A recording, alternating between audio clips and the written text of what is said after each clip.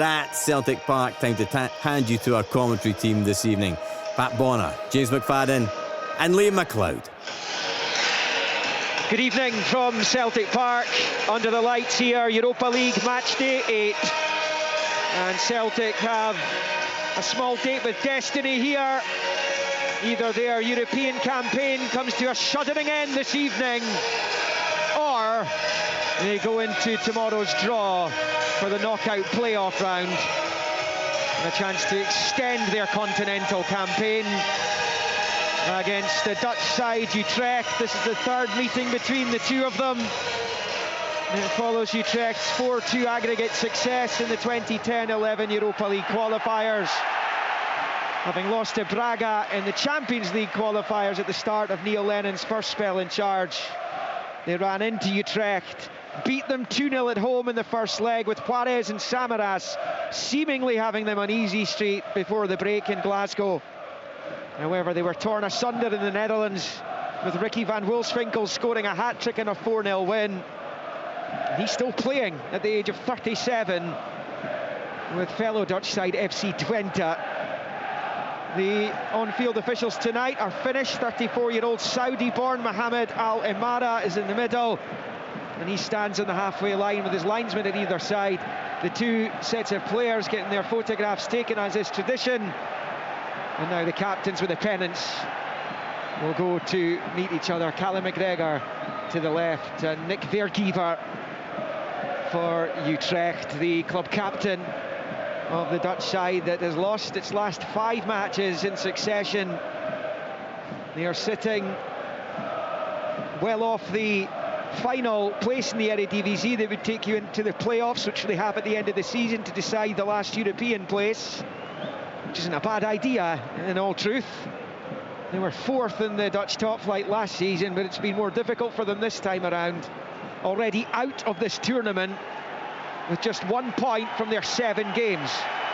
Does that make them more dangerous or less so? We're about to find out. The Celtic players are into their huddle off to the left as they look to take themselves through to the next stage, renewing acquaintance with Dutch opposition, having beaten Feyenoord 3-1 into Kuip in Rotterdam 2 months ago. 16 years on, almost, since they last pit their wits against Utrecht. We will endeavour to keep you up to date with what's going on elsewhere in the Europa League this evening. There are, I think, 6 fixtures that, depending on how this is going, and if Celtic win, none of the other scores matter with regards to concern with them going out. But if the longer they're going on without winning this match, the games at Ludogorets, at Betis, at Basel, at Aston Villa, at FCSB will all become quite interesting, because there is an opportunity that Celtic could still go through even if this is a draw. In all likelihood, they're going to have to win, something Martin O'Neill accepts, and it will be Utrecht in their blue change kit with the white flashes in front who will kick off right to left. They do so. Celtic in the green and white hoops, shooting towards the Lisbon Lions stand, the east end of the stadium in this first half, as they tend to do. And it's bouncing around inside the Celtic half here, and picked up over on this left flank by Catalin, who's going to be a very important player for Utrecht and probably the biggest danger for Celtic this evening, along with Miguel Rodriguez, who will play through the middle. And it's drawn the first corner of the match, and it's come to the visitors. An opportunity for them to test Celtic's set play issues that they've had recently. Yeah, and it was a strange one. Kathleen trying to get inside Donovan. It comes off him, looks like it's going out for a throw, and the spin on it keeps it in, rolls out for a corner. This is an early test for Celtic. The English-born Derry Merkin is going to take it, left-footed outswinger coming up from the Utrecht left as they attack the goal to the left. It's headed away by Scales in the 6-yard line. That will do in that situation. Here's Ngwanda picking up in the midfield. It's a big switch out, evaded Tierney. Opportunity here for Utrecht, perhaps an early ball into the box, which is headed away by Scales again. Wasn't the worst delivery in the world by Adrian Blake over on the right side. And a throw into Utrecht, which is taken level with the Celtic penalty spot. The visiting fans making an almighty din off to our right, and I have to say, for a European night, it was quite subdued amongst the home section, despite what's riding on this, Packy Bonner? Yeah, absolutely. And you know, we talked earlier about the Celtic fans. There's a huge crowd in here. I'm surprised on a night like this, but it shows you that they're there to support the team, and they'll come out. Of course, the Dutch fans is making a bit of an atmosphere, which is great, and it keeps all the players on their toes, you've got to say. But it was a decent start from Utrecht early on in this game. A couple of 2-2 draws in their last two for Celtic, including in Bologna last week. They picked up a point, having been 2-0 up, but given they were down to 10 men for so long, perhaps a draw wasn't the worst outcome in the world, as McGregor gets it from Tierney's throw-in on the far side, passes it back to Scales, who finds Schmeichel. They settled pretty well in Italy last week, and that's what Martin O'Neill will be hoping for tonight, that they get into the game and try and get that early goal as they did last week, albeit with a helping hand as it was from Skorupski, the goalkeeper. Here's Yang forward into the Utrecht box. First chance for Celtic. Roll back to the edge of the area for McGregor. He shows way too much of it, and the ball is taken off him and then put out on this near side for a throw by Ngwanda, who'd won it back in the first place. Yeah, Utrecht have set up and they're 4-3-3. They've got two holding midfield players and just a three across the front, and they will be putting the high pressure on Celtic. Long ball for Maida to chase. Can he get in behind the defender here? Not quite. It's held off by Mike van der Hoorn, who gets it back to Barkas. You can hear the Celtic supporters making their feelings clear on Vasilis Barkas. He joined Celtic in 2020, cost all of £5 million to sign him from AEK Athens. Lost his place to Scott Bain. And of course, when Joe Hart came here, it was curtains for the Greek. As Utrecht give it away, Colby Donovan driving down the right-hand side. Now he's level with the 6-yard line, and his cross is poor. He was under a lot of pressure from Merkin. Kind of spooked by that slide challenge, and it goes behind for the goal kick. 0-0, 3.5 played. Yeah, but it's good play from Colby Donovan, because Kathleen's trying to take that in and roll him almost back in, and Donovan steps in front, drives forward. He's under a bit of pressure, you have to say, from Merkin, and he's at full speed, so it's difficult then to get the cross in, but it's a positive run from him. Barkas will take the goal kick in no particular hurry to do so. And Celtic have struggled to turn this place into a European fortress, as it was for so many years, in particular perhaps under the man down there in the Celtic dugout with his arms folded, Martin O'Neill. But it's just 5 wins in the last 16 home European matches. That's very unlike them, and it has to improve, as Maida's chopped to the ground there just outside the centre circle in the Utrecht half there by Danny de Wit. And it's a quick free kick taken to Scales over on the left hand side. Low ball in field there to Engels, and back to Scales on the left, who looks for an option left hand side of the box. Tenekti, it's now worked its way to Nygren. Early ball across the 6-yard line, nobody there in green and white. Yang picks up the scraps wide on the right and turns it back to Donovan, who rolls it back to Trusty. He was sent off after the VAR check at Tynecastle on Sunday, but obviously eligible for tonight. Back out to Yang, low ball. Yang skipping away from the challenge outside of the boot, finds Donovan, tries to stab it to Nygren, cut out by Ngwanda. And Utrecht play it out well from the back, out to this near side for Merkin. And up the line it goes to Kathleen and given away. Here's Scales, taking it for a walk into the Utrecht half again, rolls it low to the left for Tierney and out to the touchline for Sebastian Tenekti. Skips infield, he's got Engels and Maida in the middle, finds Engels with a low ball. Engels looking for the break, left hand side, pulls it across, too much on it for Maida. Yang can't get there, and Merkin bundles it behind for a Celtic corner. Their first of the evening, 0-0, 5.5 in. Good few minutes though for the Scottish champions. It was, and it was a good ball across, but Yang initially, I think a couple of minutes ago, here's a chance. Quickly. Here's Tierney inside the box, right hand side, drops the shoulder, fires it across, yes. Goal! And he's there again. Benjamin Nygren, a 14th goal of the season, and it is the early salvo Martin O'Neill was desperate for. As Celtic eye out the Europa League knockouts, Nygren gives him the perfect start. It's Celtic 1, Utrecht 0. Yeah, well, that man Nygren again getting into where he normally gets into, inside the box, into the scoring position. Great play by Tierney. But the defence was stationary, weren't they? They were all like statues, and all he had to do, Nigren, keep his eye on the ball and just siphon it into the back of net. All the work done by Tierney. I was going to say earlier that Yang didn't learn from his first time when the ball came across, and he was caught a little bit on his heels again the second time, but they've got the third time to get the goal from the cutback.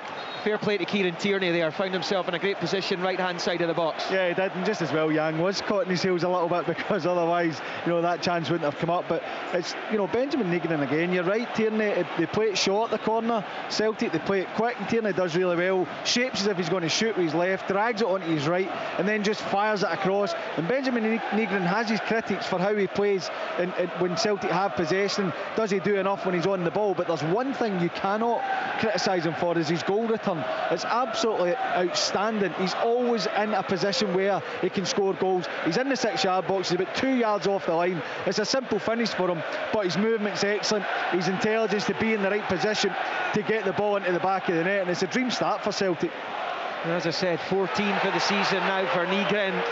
The Swedish midfielder. Celtic are going to get a free kick over on the left-hand side, midway inside their own half.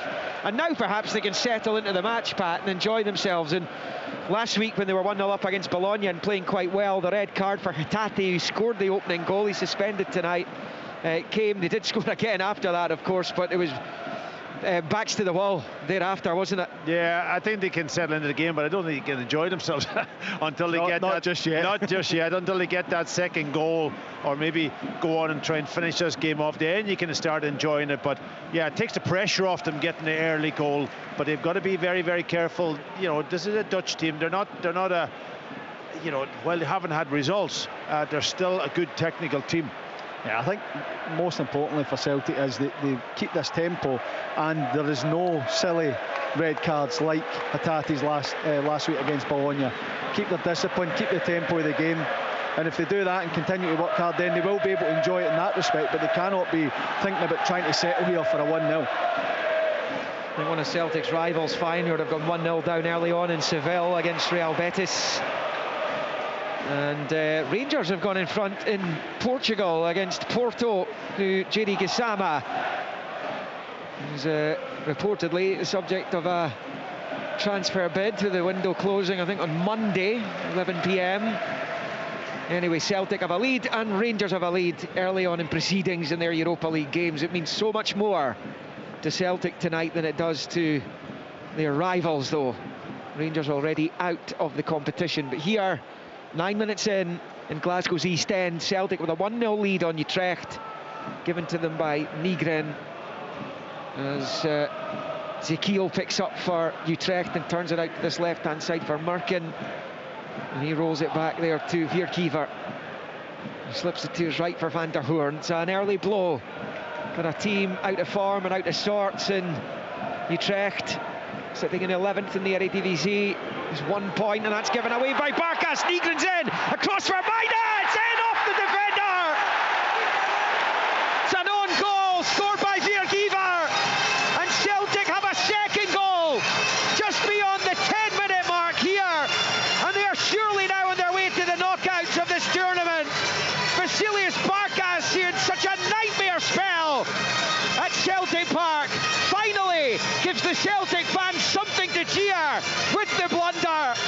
The own goal makes it Celtic 2, Utrecht 0. Yeah, listen, we wondered what kind of night he was going to have, Barkas. That was a gift for Celtic. You know, again, taking a chance at the back. How many times do we see that in the modern game at the moment? Just play the ball into an area higher up the pitch where you've got Celtic just push players on top of them, and if you don't get your pass away, even the defender could have been a little bit wider, a bit deeper, give him an opportunity maybe to hit him, but it was down to the goalkeeper. And Celtic delighted with that. Absolutely delighted. Absolutely. And just before it, you know, Utrecht had the ball across the back line. Celtic didn't go and put the full press on.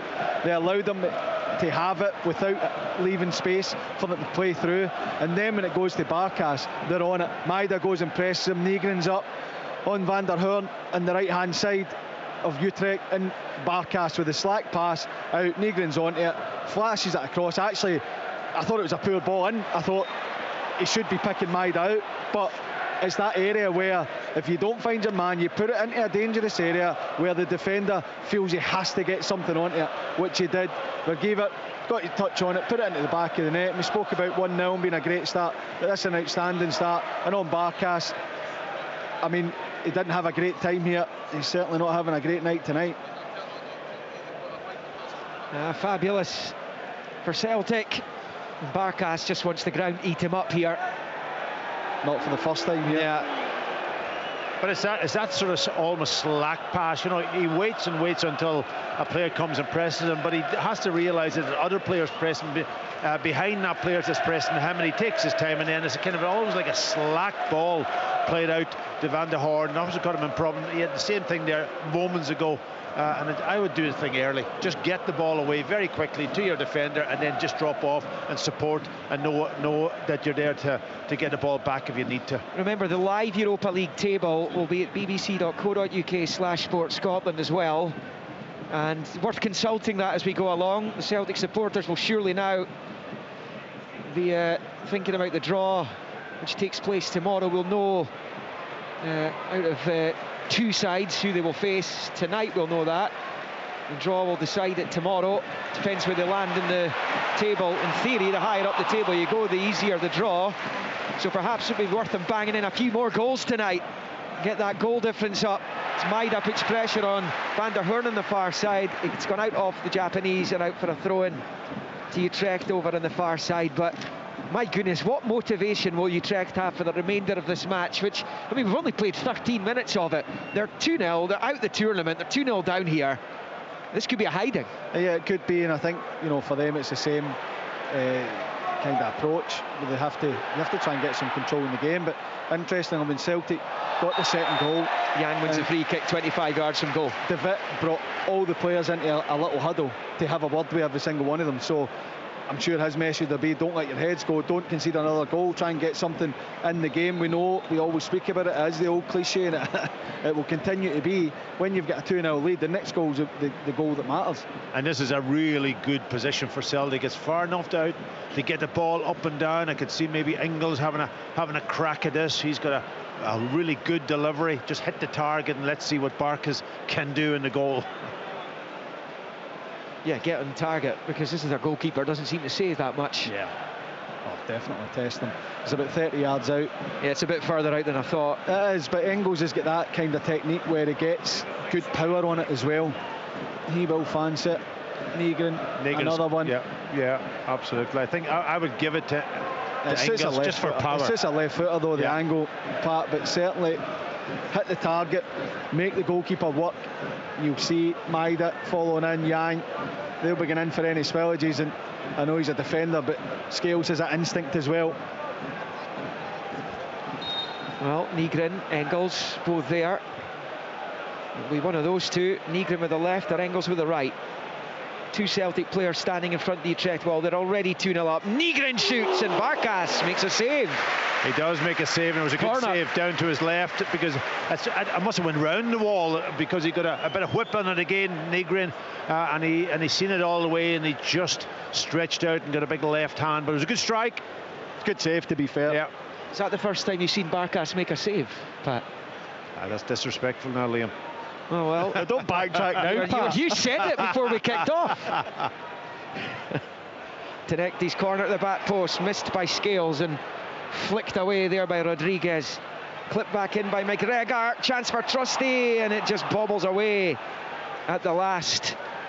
And away from Utrecht with Ngwanda. It's given away again though, and Tierney flights it in with the right foot. Just a bit too much on it for Maida. And it sails right across to the far side, where it's picked up by Vesterland, the Danish right back. 2-0 Celtic. We've played 15 and a half here. Rangers leading 1-0 in Porto. As Donovan plays it short to the left of the centre circle for Trusty, and then to McGregor. I'll tell you, Liam, this is obviously an amazing position for Celtic to be in. But if they can go and get a third goal within, the next 5-10 minutes, Utrecht will be gone. You can see them lacking that belief even when they win it back to go and counter. The body language, as if they're defeated already. And I mean, they've not shown anything throughout this campaign to suggest that they'll be able to get back into it, nor domestically. The referee stopped the game. I don't know what's going on. Well, they're checking for a possible penalty. Now, Utrecht haven't been in the Celtic box, have they? Must be from it has to be for Celtic here. From the previous attack, which I think kind of came to an end when Tierney whipped one in with the right foot, right-hand side of the area. The referee's making a bit of a march over to this near side. Yeah, he makes the sign of the television, and he's coming over to have a look at it. So Celtic could be getting a penalty here to go 3 up. Wow. This has been a dream opening 15 minutes of this one. And beyond that now, almost at 17. But the Finnish referee's coming over to have a look. It's a big call. It's a big call. Obviously, the VAR's doing their job. If it's because the game just flowed and they were well up the pitch. It's for a handball, incidentally. So wait to see. The Utrecht coaching staff are so frustrated down there. This has gone horribly wrong for them. Yeah, it's obviously something the referee didn't see anyway. That's for sure. None of the players reacted. That's what I see, and the problem with the modern game. You know what I mean? Like, if people react, then you have a chance. Maybe there's something's happened. But if nobody reacts whatsoever, wow. Yeah, not even a hint of a claim from anyone. No, took us by surprise. And the ref's having a look at a good few replays of this, so he's obviously not convinced, even having had a chance to watch it back himself. Celtic 2, Utrecht 0, approaching 18 minutes. Now he's made his mind up as he makes his way back onto the pitch. The referee, and it will be a Celtic penalty. Wow. And a chance to go 3 up. Well, they're making this be very simple right now. I was just saying that a third goal would really knock everything out of Utrecht. And then, obviously, the penalty's awarded. We don't know. We haven't seen it. We can't tell you whether it should or shouldn't be. But I just see Liam Scales walking up with the ball also. I can't be Liam that's going to take this penalty, is it? Here's the opportunity then to make it 3. Well, it's Liam Scales who's got the ball right now. I'm not sure if he's just looking to spot this up for one of his teammates. Have you seen? No, it is absolutely. Yeah, Engels is going to take it. He was obviously hoping that maybe they would say go ahead. It sounded like you were hoping for it as well, Pat. I just could not see a centre half and all these technical players on the pitch, James. You would be jumping up and down. I wouldn't let him hit it. Celtic have been awarded 6 penalties this season. They've only failed with 1 of them, and it was Arne Engels in their last home European match, and they lost 3-0 to Roma. This is a chance for the Belgian to make it 3-0 Celtic, right-footed, and scores! Oh, Barkas is never getting to that. The sheer power from Engels' right foot takes it past the former Celtic goalkeeper. And the Scottish champions are making light work of this. European progression is now in the palm of their hand. It is Celtic 3, Utrecht 0, no problem. What a penalty. Really conviction in that strike. He would power. No goalkeeper was going to save that. Direction, power, high up into the net. And that they've obviously been given a helping hand here with this penalty. But to be 3-0 up, what's gone? Trying to look at it, 19 and 20 minutes is incredible. Yeah, it is. And it is a brilliant penalty. And I like that. I prefer that from Arne Engels, because we'll see him stepping up sometimes where he's got that calm run up, and then he strokes the ball into the net, and if it comes off, it looks really good. But if he hits penalties like that with the power, Barkas goes the right way, he's got absolutely no chance of getting on the end of it. It's so powerful, it's so accurate, and this is an unbelievable start to the game for Celtic. To be 3-0 up in a game where talk coming into it, Celtic have to get the victory, even a draw might be enough. Well, they've ended that, because they've come out flying. They've got a 3-goal lead, and you can be sure that it won't be a case of settle for 3. They'll want to go now. They can enjoy themselves, Pat. Yeah, absolutely. And so cold now, so just keep working hard. I'm just looking at the Utrecht crowd there, they were all jumping up and down. I think they're just trying to stay warm. I don't think they're celebrating being 3-0 down, that's for sure. But they're used to it. I wouldn't have thought so. They're not. Yeah, I mean, I think Tom said they have been losing lots of matches, but by 2 goals max, generally. A couple of 2-goal defeats recently. They were beaten by Genk on matchday 7 a week ago. But 3-0 Celtic, and that takes their goal difference to -1. So you just never know how important it's going to be when it comes to who they'll face in the knockout playoff stage of this tournament. 11 points was always likely to be the target. We've been saying that for weeks, and they are heading for that mark now. Yeah, listen, if they get through this, and you know, it's also early in the tournament yet. You know, there's a lot to go in this tournament. Confidence will be up after if they can build on this score, that's for sure.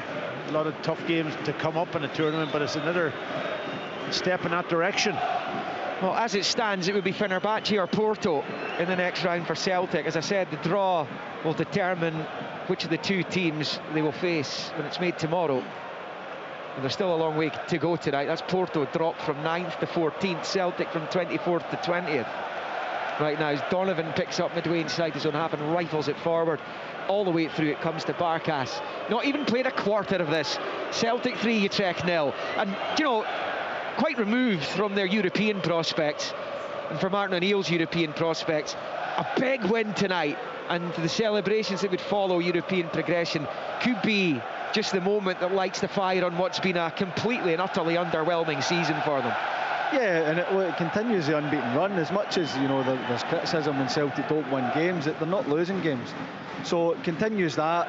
It's a big European victory. Look, there's still loads of time to go, but I have to say, this early in the game, Utrecht have shown me nothing to suggest that they're going to be able to get back into this game and put any kind of pressure on Celtic. So if they can go and score another goal, another couple of goals, and win the game really comfortably, then yeah, I think it's, as much as Utrecht have been really poor in this Europa League, it's still, you know, winning games in Europe not easy for Scottish sides. So yeah, I think that it is something they can build on, but the problem is still there for Celtic. They need players in the door, but it shows that, you know, they've got a manager that's managed to come in and get them playing decent football, get results, but they need help. They need players in. Still a few days of the window to go. Utrecht have the ball up the pitch here. It's been rolled back down the line there for De Witt, who continues his run as he passes it up the line, and opportunity here perhaps for Rodriguez, right hand side of the Celtic box, pulls it across low, it's cut out, and out for a Utrecht throw-in on the far side, level with the Celtic 18-yard line. Yeah, what they don't want now is to lose anything silly at this point in time. You know, get this half now, kind of consolidate what they have. Don't lose anything, just put a little bit more pressure on them. Yeah, it's not a time for coasting for Celtic. They have to maintain that tempo, and they, you know, Celtic now make this as easy as they want for themselves. Just Trusty picked up a ball there, and Maeda made a fantastic run in his own half. He was always going to be onside, and he just failed to see him, and he tried to pass into Negri as well. Had made a run just out in the left hand side. Picked up in the middle of the pitch by Ngwanda, turns it out to the right there for Van der Hoorn, who plays it low down the right hand touchline into the Celtic half, midway inside it now, and it will be rolled back up the line and then passed back to Blake, but he's on the slide, can't keep it in play, and it's a throw into Celtic. Utrecht are all over the shop here. 25 played, Celtic 3-0 up. Yeah, you can see, you know, such a lack of belief when they go forward. Some of their passing really poor. We expect, you know, when we see the Dutch sides, that they're going to be technically very good. They're going to, you know, have a similar sort of style, but certainly the confidence, the belief is gone from Utrecht at the minute, and that's when, you know, I'm saying Celtic need to keep the pressure on, need to keep the tempo in the game, and really punish Utrecht here, because you don't want it to be, you know, the game and the tempo to fizzle out, and then potentially Utrecht somehow manage to get a goal, and then it becomes a different type of game. And the Dutch side have already lost to Lyon, Brann, Freiburg, Betis, Nottingham Forest and Genk last week. Their only point coming against Porto as McGregor passes it back to Schmeichel. He turns it out to that left-hand side. Tierney first time slices it out for a Utrecht throw-in. Yeah, a little bit of sloppiness. Yeah, that's what I like. I'd like to see Schmeichel just look a little bit beyond the players that he's going to pass a short pass to, and look higher up the pitch, because that ball was always into Maeda. I know Maeda's not that striker that you play balls into. He's just proved a couple of minutes ago when he knocked out a play coming short, but at least it's up into a space where they can actually then go and hit the opposition. Celtic have it with Donovan on this right-hand side. Rolls it low back to Kasper Schmeichel. And then dinks it with the right foot out to the left-hand side for Tierney. Fires it high into the midfield, central area. The header won there by Zekiel. Comes off Nygren's head, breaks to Van der Hoorn, and then down the right-hand side for Blake. He can't control, and Celtic get it up towards the halfway line. Van der Hoorn wins the header. Zekiel battling for it in the middle of the park. Won back by Engels, who finds Nygren, and now Callum McGregor himself away from one challenge and rolls it out to Donovan on the near side. Might actually have got a foul off Rodriguez there, McGregor, but the ref wasn't interested on that occasion.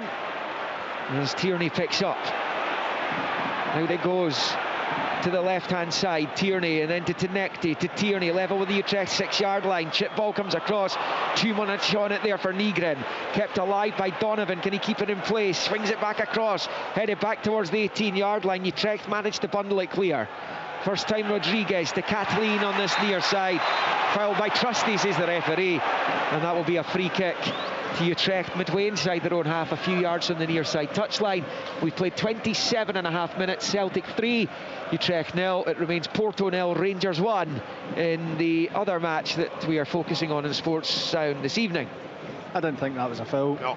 I thought Trusty won the ball, but just before that, the ball from Tierney gets to the byline, and it looks like he's going to flash it across goal, but I think Utrecht have defended it well, and I like the idea. Nygren had peeled to the back post, so he's just a little clip, but he's overhit it. But I like the idea, because Nygren, if Tierney gets that right, can go and attack it unmarked at the back post. Good play from Celtic. Picked up by Nygren wide on the left-hand side. It's blocked though, as he tried to work some room towards the left angle of the Utrecht area. Picked up in the midfield by Zekiel, who rolls it out to this left-hand side. It's picked up by Merkin. Long ball down the left flank. It's now at the feet of Johan Kathleen. Yeah, it's been a better spell for Utrecht. I think they've got over the shock of those 3 goals, which is a hell of a shock. But they've sort of been starting to build the game a little bit better, and they're moving up through the thirds of the pitch better. But surely it's game over for them. And trying to some kind of respectability in the performance, if not the scoreline. As it's moved back into the centre circle for Vierkiever. Plays it to his left for Zekiel. They've scored 3 goals in this whole campaign. Yeah, exactly. So highly improbable. Yes. They're scoring 3 in this match. It is over on the right there, Rodriguez in the Celtic half, midway inside it. Rodriguez looking to work the 1-2, goes down, no foul. Despite the protests, Yang chops it back to McGregor and plays it short to his right for Engels. Long ball from Engels to Tinekti. Eventually takes it down and controls wide on the left, facing the Utrecht goal now. Looking to attack Vesterland. And then he wins the throw-in off the Dane, and it will be a Celtic ball level with the Utrecht 18-yard line. Again, I don't mind that from Tinekti. He's driving with his right foot, looking like he's going to cut back onto his right. He drags it onto his left. Defender does well and wins the ball, but what it does is buy him the next time where he can then drop the shoulder and switch it onto his right, either get a shot away or across to the back post. It's good for him, Tinekti, to mix his game up. Enjoying the Celtic performance, Pat? Yeah, well, I think they've done everything right so far in the game. Even though Utrecht has a little bit more of the ball in the last probably 5 minutes or so, they've been able to still, be very, very comfortable. And they're doing all, as I say, right things. James just described what Tinekti was doing there when he got the ball. He was driving on with it. He was doing what I like to see in wingers also, mix it up and go outside, go inside, make the defender think a little bit more. And so everything's coming off for them. You just got to keep it going now, keep the tempo up also. Celtic's next opponents has changed slightly. Porto are still an option as it stands. Red Star have now dropped into it, and that's who Celtic faced in matchday 1 in Serbia. And there's a draw out there. Porto have equalised against Rangers in the other match with Scottish interest tonight. Porto 1, Rangers 1. Here Celtic leading by 3 goals to 0. but perhaps not as good a spell the last 10 minutes. Yeah, that's an example there of Negri in the middle of the pitch. You know, he doesn't quite link the game up and he gives the ball away, but the other part of his game, as we've already described, getting in the box, and he's making a little run forward now again. You know, all of that is very, very good from him. Tenekte infield to Nygren, he's in the Utrecht box, across it comes, a header from Maida, he stooped so low and he heads it wide, well wide of the left hand post in the end. Had to get down just about ankle height to connect with that one, and it will be a goal kick to Utrecht. It will be 3-0 though to Celtic. He's got to go with his left foot there for me, Maida. It's a diving header, the ball's a bit foot off the ground. It's a great play, a link up with Tenekte and Nygren in that little space inside. Tenekte plays inside, goes for the 1-2, Nygren turns, flashes it across, and Maida for me, go with your foot, probably your left foot. He stoops for the header, he's probably made the decision early. I think if he goes with his left foot, he's got a real good chance of scoring there. He is beyond the near post, but I think he can hook that towards goal. Utrecht have it wide on the right hand side, and it's shifted into Zekiel, who rolls it into the centre circle there for Viergever, and out to Merkin, back to the skipper. Viergever on the halfway line, field for the number 27, Ngwanda, out to the left, looking to try and get Kathleen involved, but Donovan gets it back to Schmeichel, who launches it forward, and down goes a Utrecht man. It's Merkin under the challenge of Yang, who's going to get a yellow card for that. Yeah, he just led with his arm, hasn't he? You know, and the referee was probably in his eye line, so he kind of knew what the player's down injured. So it's just that one of those where you're trying to get a bit of height. You don't really mean it, but you're trying to get height to get up to win the ball, and your arms are almost caught high up, and it goes into his face. So with that Porto goal against Rangers, that now means it's Fenerbahce or Red Star as it stands for Celtic in the next round, the knockout playoff round. I would take Red Star. I think I would take that one. Fenerbahce is always difficult. If will it be away from home or at home, Liam? What's the... Well, they're unseeded, they'll be at home first, which they will be. They will be unseeded. Yeah, it'll be away from home in the decisive leg. Where they've already been, if it is Red Star. But again, there's still loads of the other matches can all change. This one we know is done, you would imagine, as Merkin gets attention, that injury. It will change, I'm sure it will change. Yeah. I'd be amazed if it stays the same. We've played 33 and a half here. Celtic 3, Utrecht 0. Celtic's next league game is against Falkirk here. Falkirk in wonderful form and playing some superb football. Will come to Celtic Park the third time this season. They've lost 4 in their previous 2 visits. Hibs Rangers before that on Sunday. Hearts are at Tannadice on Saturday. Sports Sound with all the action across the weekend. Of course, huge championship games. St Johnstone, Partick Thistle on the telly tomorrow night. Free kick whipped into the Celtic box, headed back across and away by Trusty, and Engels heads it behind for the corner. And the Utrecht supporters celebrate the corner they've just managed to win themselves with 11 minutes to half-time. They trail 3-0, the Dutch. Yeah, listen, it's one of those deep free kicks away to the back post. Nobody picking up the play around the back, and he gets a free header, knocks it in. I'm just waiting for Schmeichel, I know, but you, James, to come and punch that. It's almost dropping down about 5 yards in a 6-yard box with a bit of height. This is where they could cause Celtic problems from the set plays.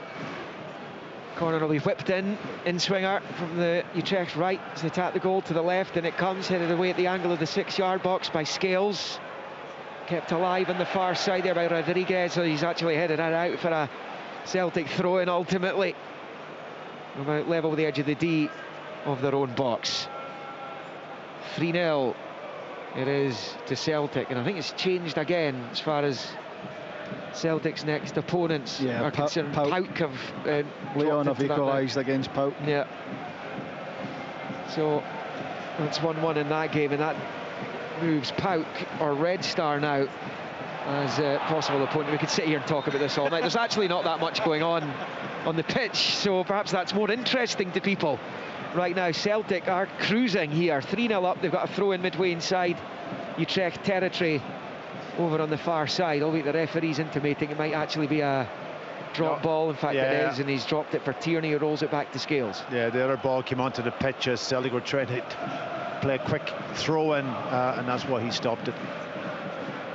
Yang has it midway inside the Utrecht half, this time on the right side as he rolls it low back to Trusty, who squares it right to left of the centre circle for Liam Scales. He'll then knock it out to the left-hand side for Tenecti.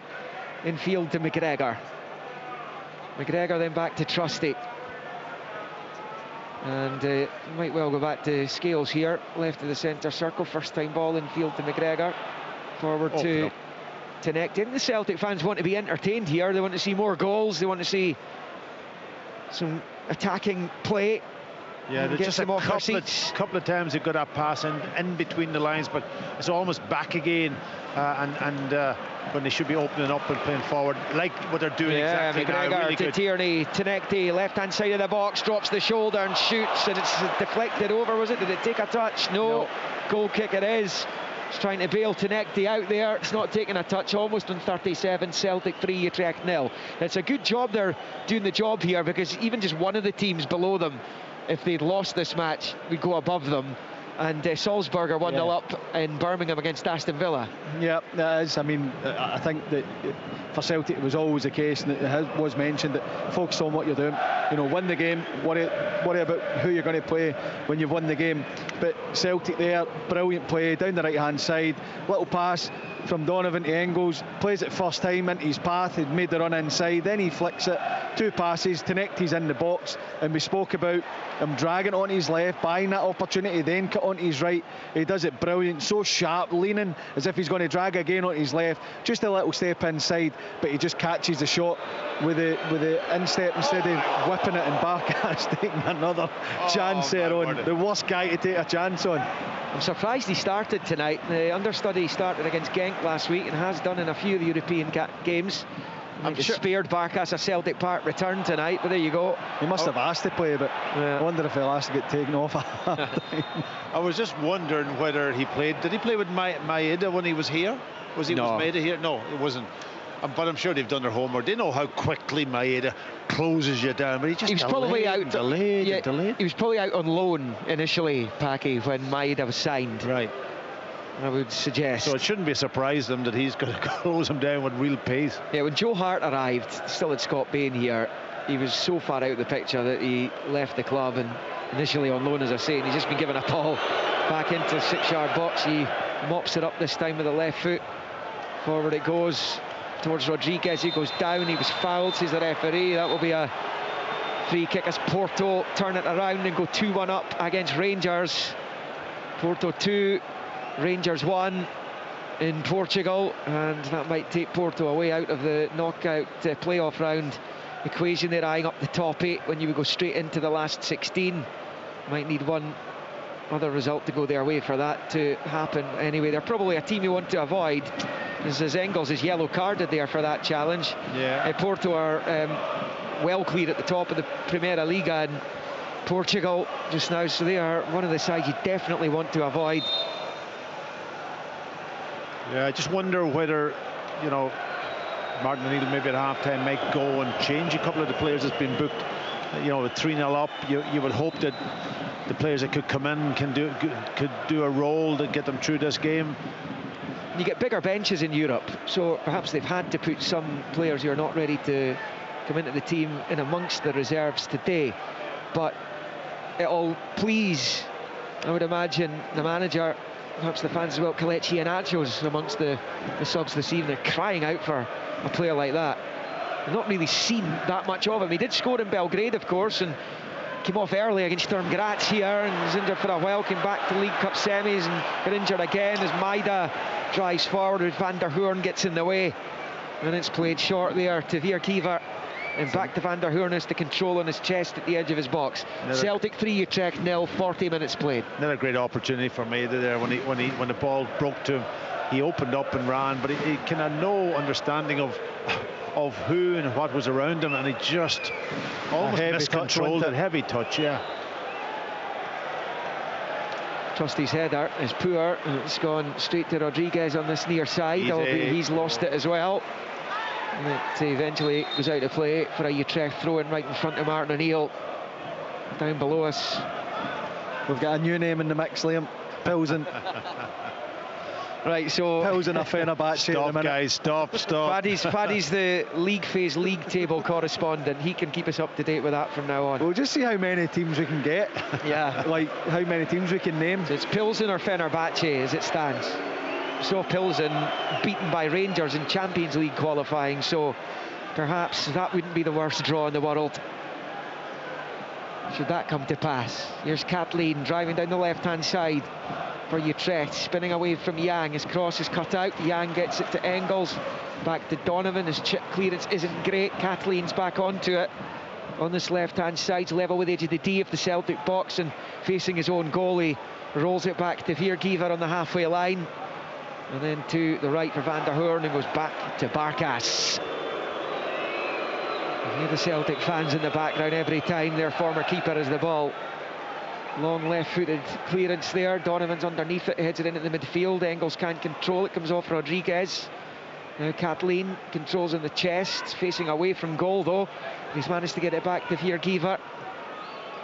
And then it's played short there to Engwanda. And back here with Merkin. He goes all the way back there to Viergever. Two Celtic players on a yellow card. Tightrope tonight. Scales and Maida. We've seen Engels and Yang go into the book this evening. Yeah, I was going to ask you about that. Obviously, the next, if they get another booking, those players they're gone for the next leg, and they're critical players, eh? New signings will be available, Packy, for the next round, though. Interesting, if they can get a few. Well, they've got two. Aroho and Chvanchara would be available for the knockout playoff round. Utrecht get caught in a fankle on the far side. Maida gets it from Tenekti, but it's a dreadful ball. He's put it back down the line and straight to Adrian Blake, and then played along the halfway line, where it eventually drops to the left of the centre circle and rolled out to Kathleen on this near side by Zekiel.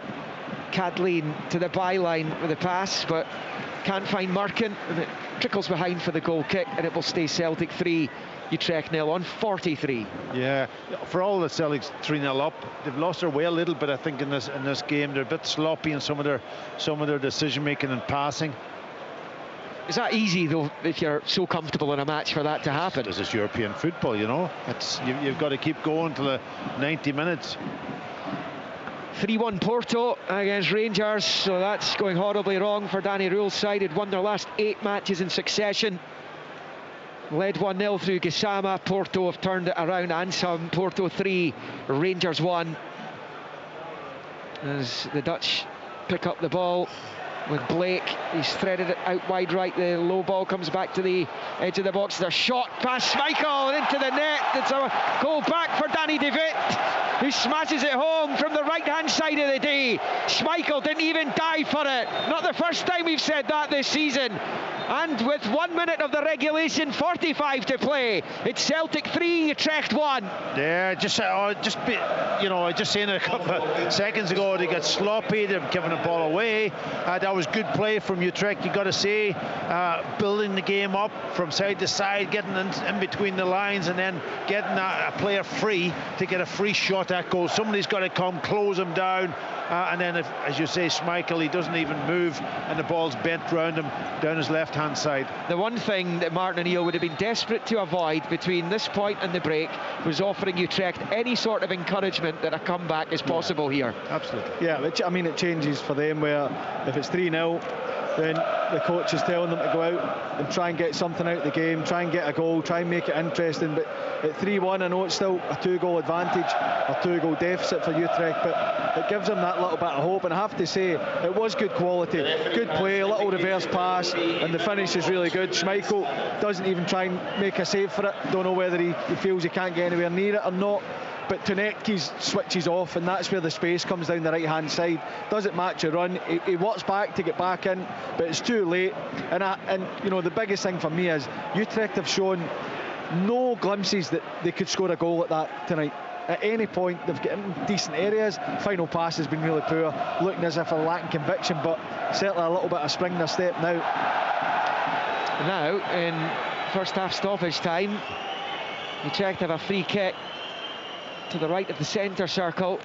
A couple of minutes added on at the end, so they're going to be looking to get back to within one here before the interval. Absolutely, and you know, it's a critical time right before half-time too. You don't want to lose a goal. It just kills the whole momentum. And of course, if you're the opposition, you want to get a goal just before half-time to give you a boost. And yeah, not good play, I've got to say, from Celtic in the last probably 10-15 minutes of this half. No, it's not. It's not. The tempo's gone, and maybe, you know, this is a wake-up call for Celtic. Utrecht looking to make it 3-2. Free kick though is still quite far out from goal. It's right of the centre circle. It's going to come towards the box high, looping into the area. Trusty heads it clear. Picked up at the edge of the area by Utrecht, but Engels gets in the way and rolls it out to Yang on the near side. Dinks up the line, gives it away straight to Ngwanda. Rolls it into Van der Hoorn. And it's worked out back wide left here for Adrian Blake. Stepping in field away from Yang all too easily, and it's drifted into the area. There's a header, Schmeichel's in trouble, and it goes wide. He's got a touch, I think, because it's gone behind for the corner. Well, wakey Celtic here. Celtic 3, Utrecht 1. It was so very nearly 3-2. Well. You know, listen, this is a Dutch team. They're in a Dutch league. They play nice football if they're allowed to do it. You know, initially, early on in the game, Celtic were pressing them. They were winning balls. They were winning second phase balls. They've just gone completely off that. It's down the right-hand side again. Yep. And I have to say, he's at full stretch. It's a really good save from Kasper Schmeichel. Vital save as well. Derry Merkin will take the corner. Left-footed outswinger from this main stand side into the box. It comes. Scales wins the header. Important he did. There's a shot over the crossbar from Blake, and that's the half-time whistle. But a pretty inauspicious final 15-20 minutes of a first half. Celtic were threatening to blow the Dutch side away in, leading 3-0 inside 20 minutes through Nygren, an own goal from Viergever, and an Engels penalty. They were on easy street, still comfortable in the game they are, but Danny de Wit's salvo right at the end of the first half has given Utrecht hope that the game's not over yet, and has given Celtic a concern and a worry that their place in the knockout playoff rounds perhaps not as cut and dried as everyone thought it was when they led 3-0. Half-time at Celtic Park on match day 8 of the league phase. Celtic currently sitting 20th in the table. That's more than good enough to go through, but they've still got work to do. Half-time in Glasgow. Celtic 3, Utrecht 1. Following Scotland's teams in Europe, live on Sports Sound. On BBC Radio Scotland.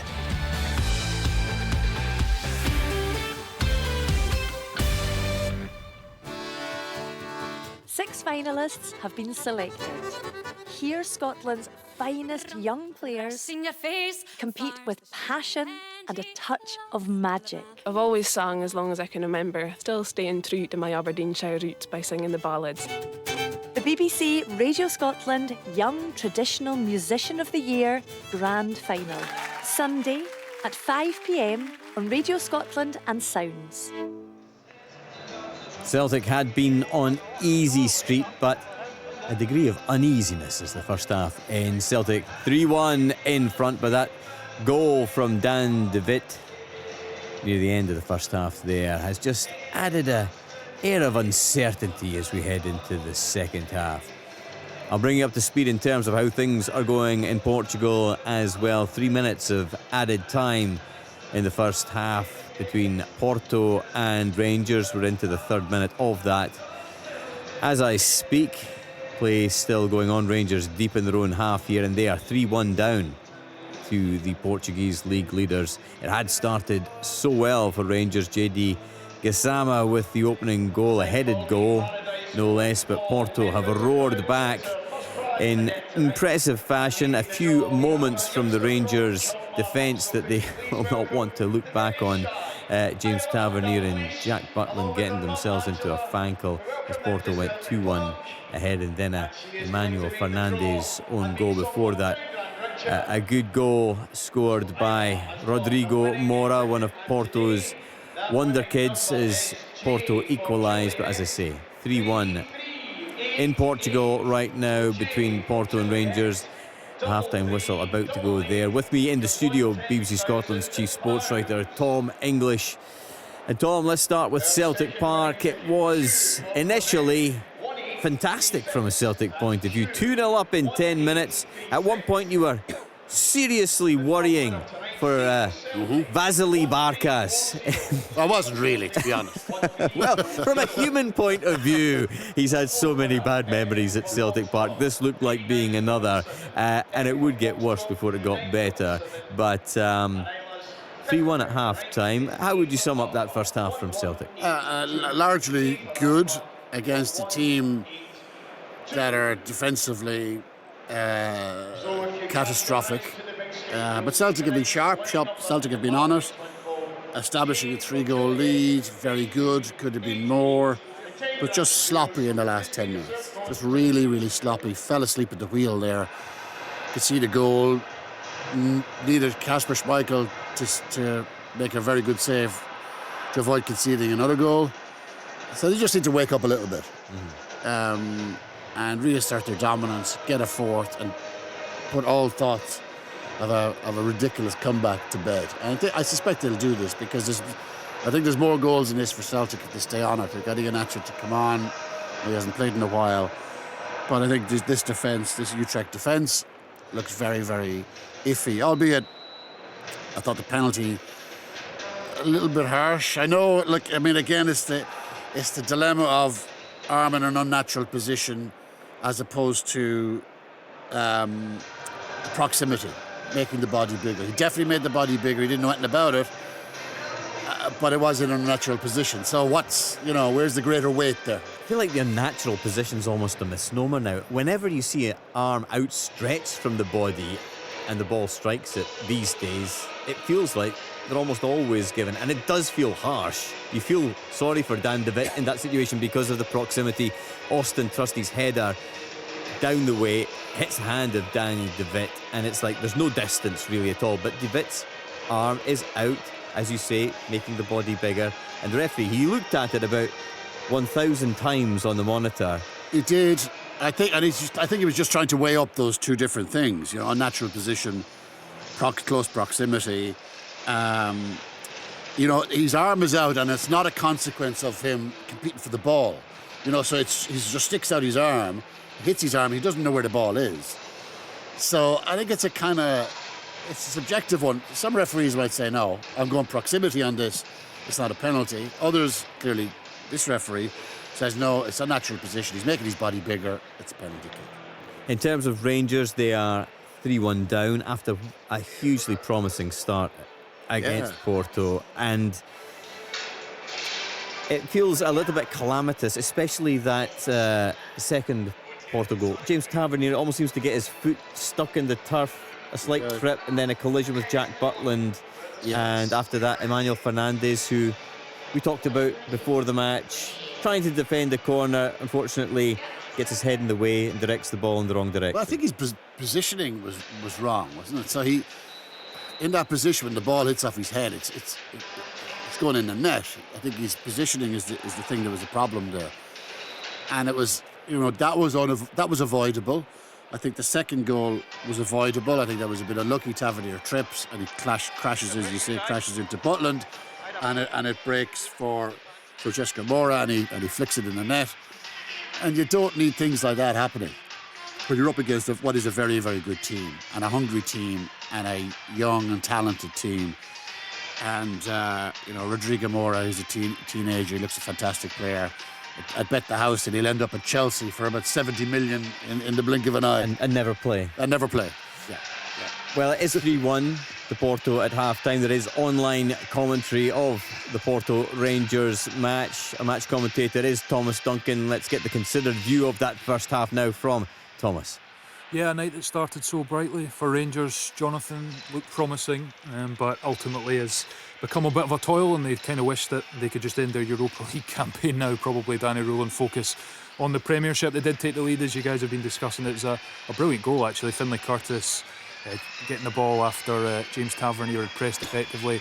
Lovely turn and lovely cross, and Gassama was running in from the other wing, and a lovely header down low across the goalkeeper to give Rangers a lead after 6 minutes. There was appeals from FC Porto because it did actually hit Finlay Curtis's hand as he turned. It was down by his side, and they were appealing that it shouldn't have stood, but the officials disagreed, and so Rangers did have the lead. But since then, FC Porto, who are obviously looking to win to get themselves in the top 8, which they are as it stands, have really lifted the tempo, the dominance, and Rangers have creaked and caused some of their own problems in the process. Rodrigo Moura, we talked about him, Tom just mentioned him, a real hand in the equaliser. Starts the move with a brilliant turn away from Nico Raskan, drives towards the box, gets a little break of the ball. It looked like it had been intercepted, but then he follows it in and it breaks them as Gomez stabs it into the edge of the 6-yard box, and he controls well and finishes beyond Butland. The second one is just a mix-up from Tavernier and Butland.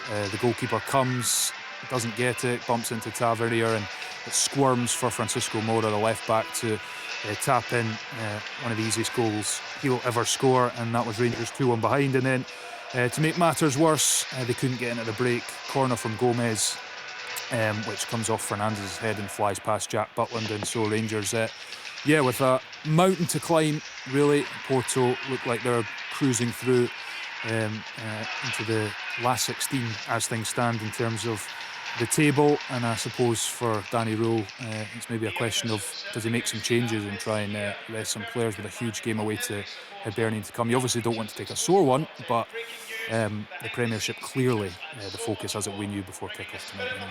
Yep, Billy Dodds co-commentating with Thomas this evening. Billy, how do you see Danny Rowe dealing with the second half? Just try to keep it tighter. It actually looked pretty tight for about 20-25 minutes that half, and things were going really well for Rangers. They looked solid at the back and they looked a threat going forward at times as well, but then everything fell to bits really once they lose the goal. It's really good play from Moura, and then when I think it was Magoma tucked in, he kicks it off him and he pops in the net. Then the second one, I think Butland's got to do better because he comes out and Tavernier tries to stop because he's probably had the shout. It doesn't come out convincingly. He might have to take a hit, Butland, but it's just like two soft hands on it. Ball pops up, and Moura's there to roll into the empty net, and then it's the crowded one that causes a bit of panic that puts some 3-1 up as well. So they're a good team. They've got really good players, and they've done well to bounce back because it was all going well for Rangers for about 20 minutes. Jonas? Good stuff, Billy, Thomas, thank you very much indeed. There is live second half commentary of Porto versus Rangers available online, bbc.co.uk/sport Scotland. Let's return to matters at Celtic Park this evening, and Pat Bonner, part of our commentary team this evening. And Pat, you've had a bit of time to reflect on that first half. Is there still a feel-good factor around Celtic Park despite that late goal from Utrecht? Well, I tell you what, if the second goal had to go in, there wouldn't have been. It's just right before half-time to the goal, and that just takes the good feel factor away from the crowd slightly. As Tom says, if they can go on in the second half and get the fourth goal and kill the game off, for sure. But you could see it coming. As that half wore on, Celtic stopped competing in the middle of the pitch. They weren't winning the second ball. Utrecht, as a Dutch team would do, they were building the game up. They were in control of what they were doing, and then just creating that opportunity to hit the target and was past Schmeichel. I don't know if you guys might have seen it on TV. Was he unsighted or what? Because he didn't really. Maybe a little. Yeah. He didn't really go for it. He just stood there as the ball went past him on his left-hand side, which is a little bit disappointing. But overall, listen, they got off to a perfect start, and it was a perfect start. And then the penalty kind of, built on that. So the disappointment is that they allowed a team like Utrecht to come back into the game, and that they have to kill that off now in the second half. Maybe it was because a couple of players also got booked. Ingles got booked, Yang got booked. Maybe they stopped doing what they were doing early on, getting tight and getting into tackles and so on, and then it just kind of in their mind they just stepped off it, and that allowed Utrecht to control the last 10-15 minutes of the game and get their goal. There were a few defenders on the edge of the box as Danny de Wit took that shot, so there is a case for Kasper Schmeichel to say that perhaps he was slightly unsighted. It's not the first time we've seen this sort of slump from Celtic, though, in terms of... we saw it against Falkirk. They started well away to Falkirk. Falkirk essentially wrestled the match away from Celtic. Even against Hearts at the weekend, you saw it as well. Is there a degree of sloppiness to the play, would you say, towards the end of that second half, end of the first half there, Pat, for you from Celtic? Yeah, you could argue that, but listen, you're in European football. You're never going to control the full game. There's going to be periods when the other team has a little bit more of the ball, and that's when you have to really defend well. You've got to be collectively as a unit very defensive. If I was two centre halves there going in at half time, I would be absolutely furious. I'd be furious at the players in front of me for not closing things down and allowing Utrecht to get into the position that they got in to get a shot away. I would really want. Now you could maybe argue that one of them should have stepped out, but I think it's down to getting that midfield really on their game and keeping at them, talking, organising. Come on, and you know, you get into half time and it's such a dangerous, you know, last 5 minutes of every half. I always say, even now, the first 5 minutes of the second half, and then you get into the flow of the game again, is a dangerous period. So, but it comes. Honestly, I would be in the dressing room saying to people, guys, that's not good enough. If we're going to win titles or we're going to get into the next round, we've got to be switched on for the full time. And that people can make mistakes or whatever happens, but when you see them just switching off slightly, that is really annoying, really frustrating. Thanks, Pat. There is a choice of listening right now on Sports Sound to hear Porto against Rangers. That is live online at bbc.co.uk/Sports Scotland and on digital radio on BBC Radio 5 Sports Extra 2. And for Celtic against Utrecht, I'll stick with us here on BBC Radio Scotland Extra on BBC Sounds, digital radio, 810 medium wave and online. Following Scotland's teams in Europe, live on Sports Sound. On BBC Radio Scotland.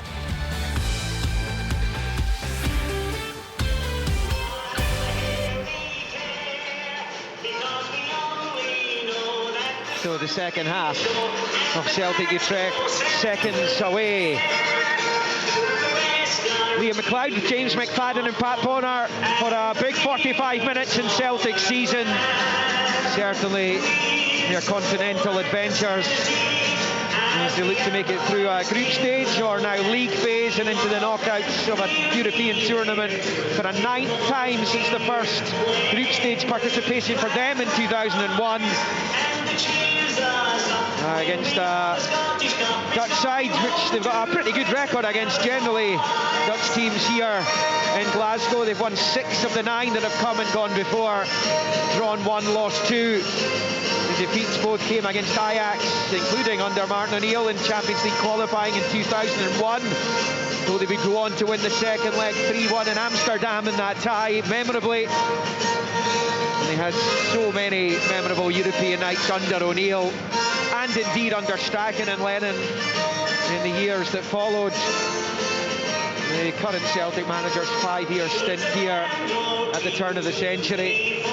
Doesn't look like there's going to be any changes for either side. So Celtic with Schmeichel in goal, Donovan, Trusty, Scales, Tierney, Nygren, McGregor, Engels, Jan, Tinekte, Maida.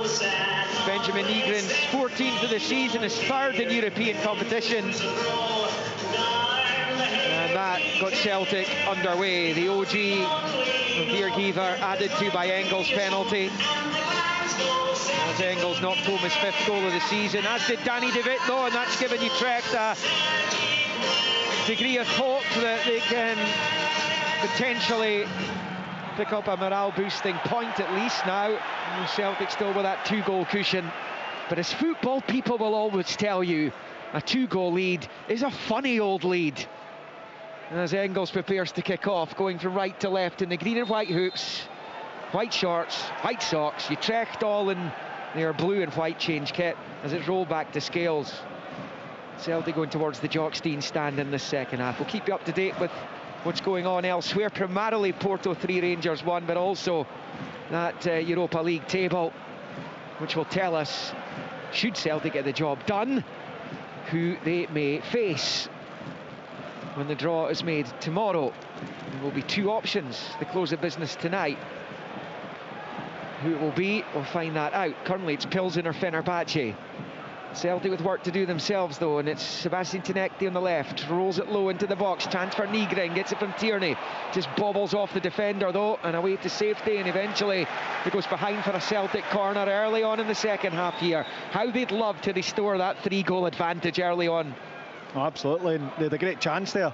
Nygren, it's a great pass from Tinekti into Tierney. Tierney first time to Nygren, and he opens his body, he's facing the goal, and it's like he doesn't really know what to do. He's trying to shift it left to right instead of just getting out his feet half a yard and smashing that towards goal. Engels then in swinger with the right foot on this left hand side. It's a good corner, it's flicked away, and an important flick away it was as well by Rodriguez, the striker. Donovan picks up the loose ball right to the centre circle. It's flashed back forward towards the right hand side of the box, but seen behind for the goal kick, and it will stay at Celtic 3, Utrecht 1. It's great defending, it really is, because Scales is out on that right hand side. Yang's made the run inside him. He's played a nicely weighted ball just inside, and Vesterlund matches Yang, strengths him, sees it out. Really good defending. Well, as James was pointing out to me at half-time, Celtic in 20th, Dinamo Zagreb in 21st. I mean, they've got identical records. They've won the same, drawn the same, lost the same, scored the same, conceded the same. Goal difference, obviously, because of that, bang on. But Celtic ahead of them alphabetically, but if Zagreb were to score against Midtjylland, it's 0-0 in that game, and Celtic would instead have Nottingham Forest or Ferencváros in the next round. It's going to be intriguing to see how that develops as the second halves go on. I think the first thing is getting through this. Yeah.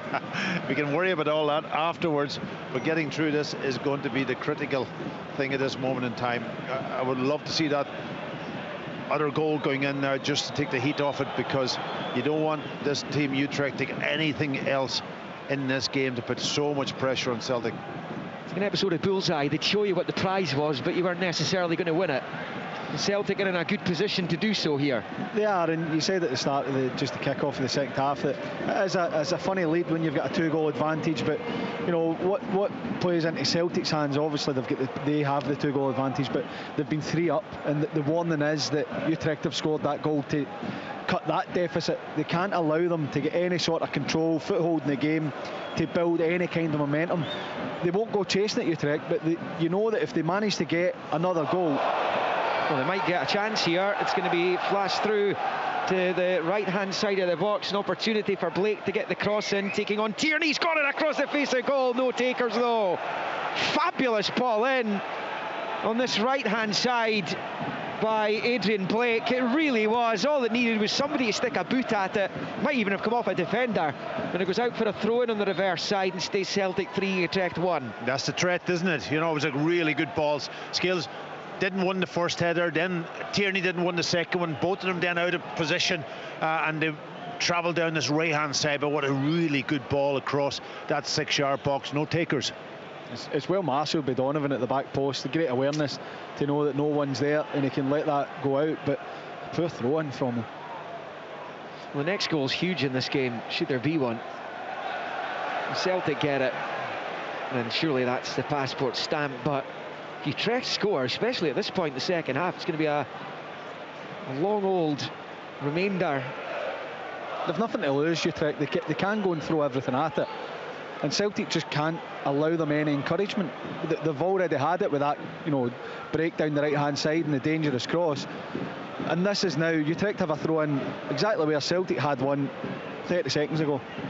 Dinamo Zagreb incidentally have gone behind away to Midtjylland as the throw-in comes in for Utrecht into the Celtic box, headed clear, and it's picked up over on the far side by Blake, who we saw fire that fabulous ball in just a moment ago.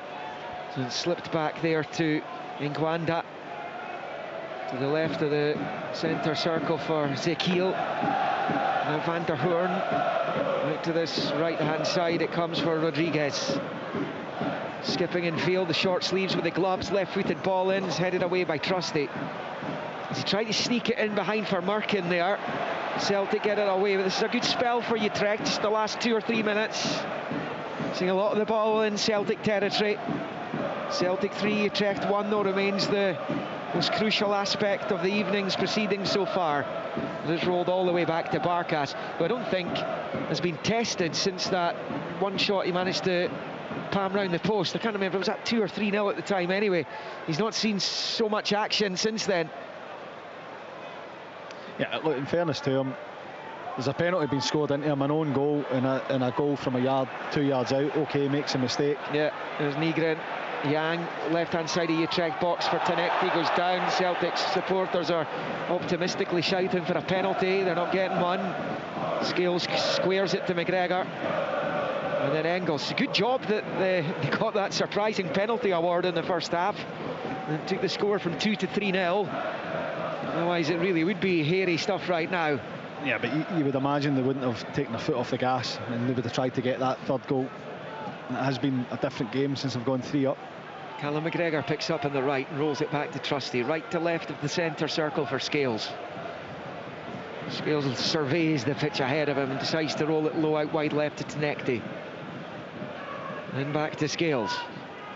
Scales decides to try and take his man on. It was probably not advisable, though he's got it back anyway. But there's a foul by Tierney up the pitch there as he took a bit of Vesterland. So that will be a free kick to Utrecht. Almost midway inside their own half. Yeah, Scales gets his head up and Yang is in a bit of space on the right hand side. He's going to make that run inside towards the back post for Scales to just put a cross in. He refuses and then he doesn't know what to do. He tries to take it outside his left hand side and he knocks it straight and just gives the ball back to Utrecht. Offside. Long ball forward. Packy thought offsides. Play on for the moment though. They got a chance to load the box into the middle. It comes and Schmeichel holds on the 6-yard line. Two didn't gamble and go towards the 6-yard area. The one man who did was De Witt, the goal scorer, and he made his way towards Schmeichel and it got nothing on it. Celtic make a mess of playing out from the back. Trusty's going to get there though, wide in the right, and manages to nick it up the line to Colby Donovan. Started in Bologna last week as well, having done so in Rotterdam against Feyenoord as Maida fires it straight out of play for a Utrecht throw-in on the far side. Yeah, he's got to do better there, James. He's coming to the ball. He needs to know what he's going to do before the ball comes to him. And that's twice now he's come really deep. Good run into that position, but then his lay-off ball has been really poor. Yeah, it's not the first time tonight, is it, that he's done that? Utrecht come again. Kathleen driving in the left. Good play. Gets the ball in. Just a little bit too high for Rodriguez. Pops out to Tenecti. Can't control it though. Chance to get the cross back in. It's been sliced behind for the goal kick by Vesterland though. Celtic goal kick. Celtic 3, Utrecht 1. Yeah, on Maida when he's playing as that striker and it comes to feet, he doesn't ever change his pace. Like, if he's there before the defender, he should always be in control of the situation. Yeah. He needs to then either stop, slow down or back in and take control, but he keeps going towards the ball and then he's not able to take the pace out of the ball. It almost bounces back. It's not a controlled action from him, and that's where I think he's good through the middle when he's running beyond, when he's going to put pressure on, and he's the one that leads the press. But when it comes to feet, he needs to back in, he needs to control the pace and control the defender behind him. The defender's just following him, so he's going to be right behind him. So if he backs in, he's in control of the situation. Doesn't have to pop it off first time. Remember in Portugal, Porto 3, Rangers 1. The other game involving a Scottish side, Rangers Europa, indeed European campaign, draws to an end tonight. There's Tenecti from Nygren. Poor control again though. It's really poor. Blake. And it's collected by Rodriguez. He's come quite deep, midway inside his own half, fires it out to the left. He's causing problems getting in there, Liam, sorry. Because he's starting on Scales and Trusty, but he's popping into an area where he's in between Engels and McGregor, and he can then get turned and face forward. Engels turns it to his right for Yang. Remember Celtic were in the knockout playoff round in the Champions League last season, pushed Bayern Munich all the way. Here they are, trying to scrap and scratch for a place in the same stage of the secondary competition. And this one, if they can get through tonight, potentially eye up a deep run in the competition. Tenecti picks up on the left, attacking the Utrecht box. Now he skips along the 18-yard line. rolls it, and then the first time ball finds Tierney left-hand side, tries to smash it across, comes off Vestalen, whips over the bar, and Celtic have a corner. They have a 3-1 lead on 55.5 minutes. It's almost as if they're a bit hesitant, Celtic, to actually go and kill this game off. 3-1 up, think, well, it's okay, we're in control, but they're not in control, because this team has shown that they can actually create some chances. They've got their goal, they had a few in that second half, so they've just got to be a little bit more, I think, thinking about how can we actually get that fourth goal. Genk have replaced Pilsen as possible opponents for Celtic if they go through. The other team remains Fenerbahce, where we saw Rangers win last season in this tournament. Arne Engels then with the corner. Inswinger coming up with the right foot in this near side. The ref's just sorting something out in the middle. Utrecht have brought everyone back to defend it. And now the whistle comes and Engels is ready. Pop this into the area. Barkas standing on his line, and it comes to the near post. It's headed away by Vestalen. Picked up by Tenekti on the near side. He was under real pressure from Rodriguez, but he does well to spin him. Works it back to Engels on the left flank. Low ball back to McGregor. Square ball to Donovan. Yang's in space on the right if he wants him. That's where it goes eventually. Yang level with the Utrecht penalty spot. Low ball across. Maida can't get anything onto it, and it's stabbed clear by Zekiel. And out for a Celtic throw-in in the end, midway inside Utrecht territory. A little bit better, yeah, but they Celtic had in the last few minutes. Scales and Trustin, I was up in the box when this ball broke on the left-hand side. I think they should have put it in. You know, get it in there, and that's why I talk about a hesitancy. You know, just keep the ball, be safe rather than go for that fourth goal. Schmeichel has it inside his own D, right-footed. Chip ball up towards Tenekti in the near side, won by Vestalen in the air. Trusty then with a header, breaks Tierney's way off Vestalen. Rolls it back to McGregor, who does likewise to Trusty, left-hand side of his box, pushes it forward to Nygren, and now McGregor. Manages to scamper away from Nkwanda, and out to the right it goes to Yang. Pitch deep up if he fancies it here. Driving forward against Markin. Checks his run, level with the 18-yard line, stabs it back to McGregor. McGregor looking to return the favour. Yang back to Nygren, it's brilliant from Celtic, and Barkas tips it over. Superb from Celtic. Best bit of play in the game since they scored their third. And Nygren tests the Greek goalkeeper, who pops it over the top of his bar, and it stays Celtic 3, Utrecht 1. It's magnificent. You know, it's down this left back area, and it's a backward pass to go forward. Then when they go forward, they spring. McGregor driving forward, picks Yang out. Yang gives it back to him. The weight of pass from McGregor's outstanding. Nygren takes a really good touch, tries to catch Barkas out his near post, and it's a good save from him, but really good football from Celtic. In comes the corner in the centre of the goal. Barkas has completely misjudged it, but the ref blows his whistle. He was fouled, says the official, and it will be a Utrecht free kick on their 6-yard line. Didn't see anything in that, Liam. Sorry, he's come, he's almost got under the ball. Yeah. You know, and that again, that sort of kind of weak body, but he got away with it, I've got to say. But you're right about that fantastic bit of play from Celtic. Nygren actually, I thought, did the right thing, because he lifted it high. Normally you see goalkeepers going to the ground at that point, but he stayed big and tall, and Barkas, and just got his big left hand to it to tip it over the crossbar. And just as a subplot, a draw would not be enough for Celtic. And the side sitting 24th, 10 points. One of the sides in 10, currently Young Boys, would miss out. And if the table finishes the way it is right now, so it's 9 was possibly enough. As it stands, it wouldn't be.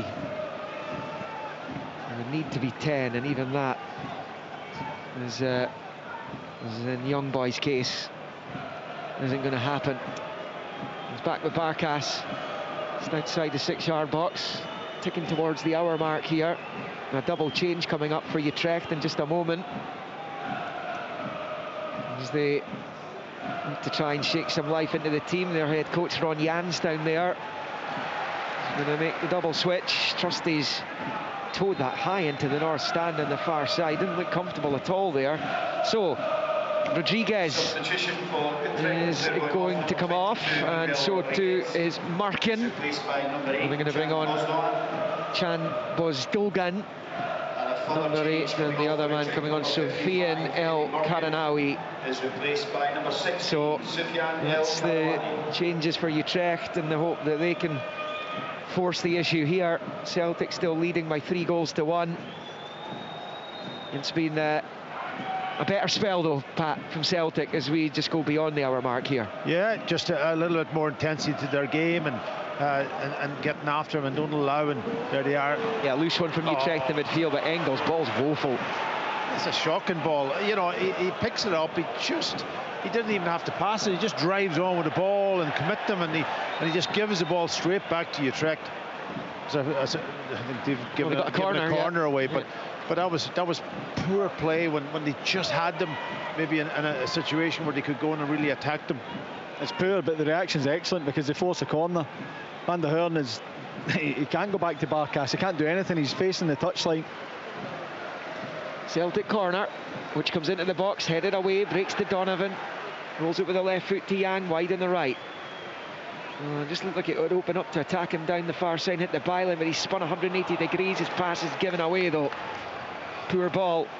Kathleen picks up for Utrecht, wide on the left, low ball.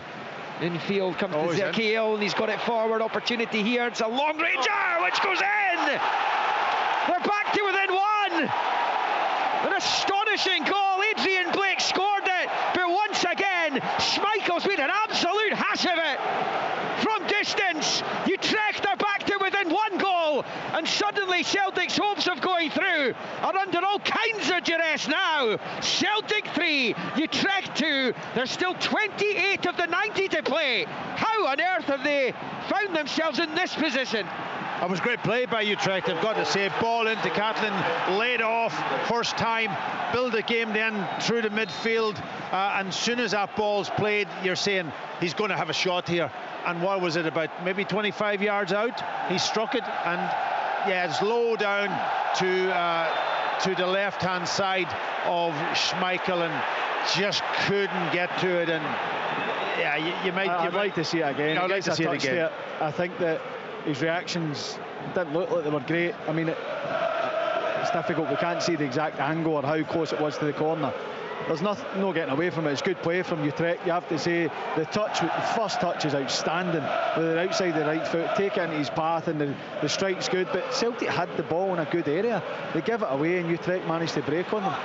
There's McGregor at the edge of the box. He shoots. Comfortable save for his former teammate Barkas. Low effort, which was straight at him really. But Adrian Blake with his third goal of the season, 20-year-old from London. Joined the club in 2023. He's a former England under-19 international. He was previously at Watford, where he made a few appearances as a teenager. And he just scored a terrific goal to incredibly put this game back in the melting pot. Yeah, the fans now are getting a little bit frustrated also. Understandably so, Packy. Yeah, I know, and this is European football though, you know, these things, you've got to be able to almost manage your way through it, and it's never easy, I can tell you that. It's not, but it should have been. It should have been, because 3-0 up in the first half, cruising it, and there's a slight drop-off, which they're punished for. And look, the second half, they have probed, they've tried to go forward with speed, but you just don't give any team encouragement. That goes to your point about it being European football. I totally get that, but Celtic were cruising. We're speaking about how they could play, and it changed, minute by minute almost. But now they're in a game.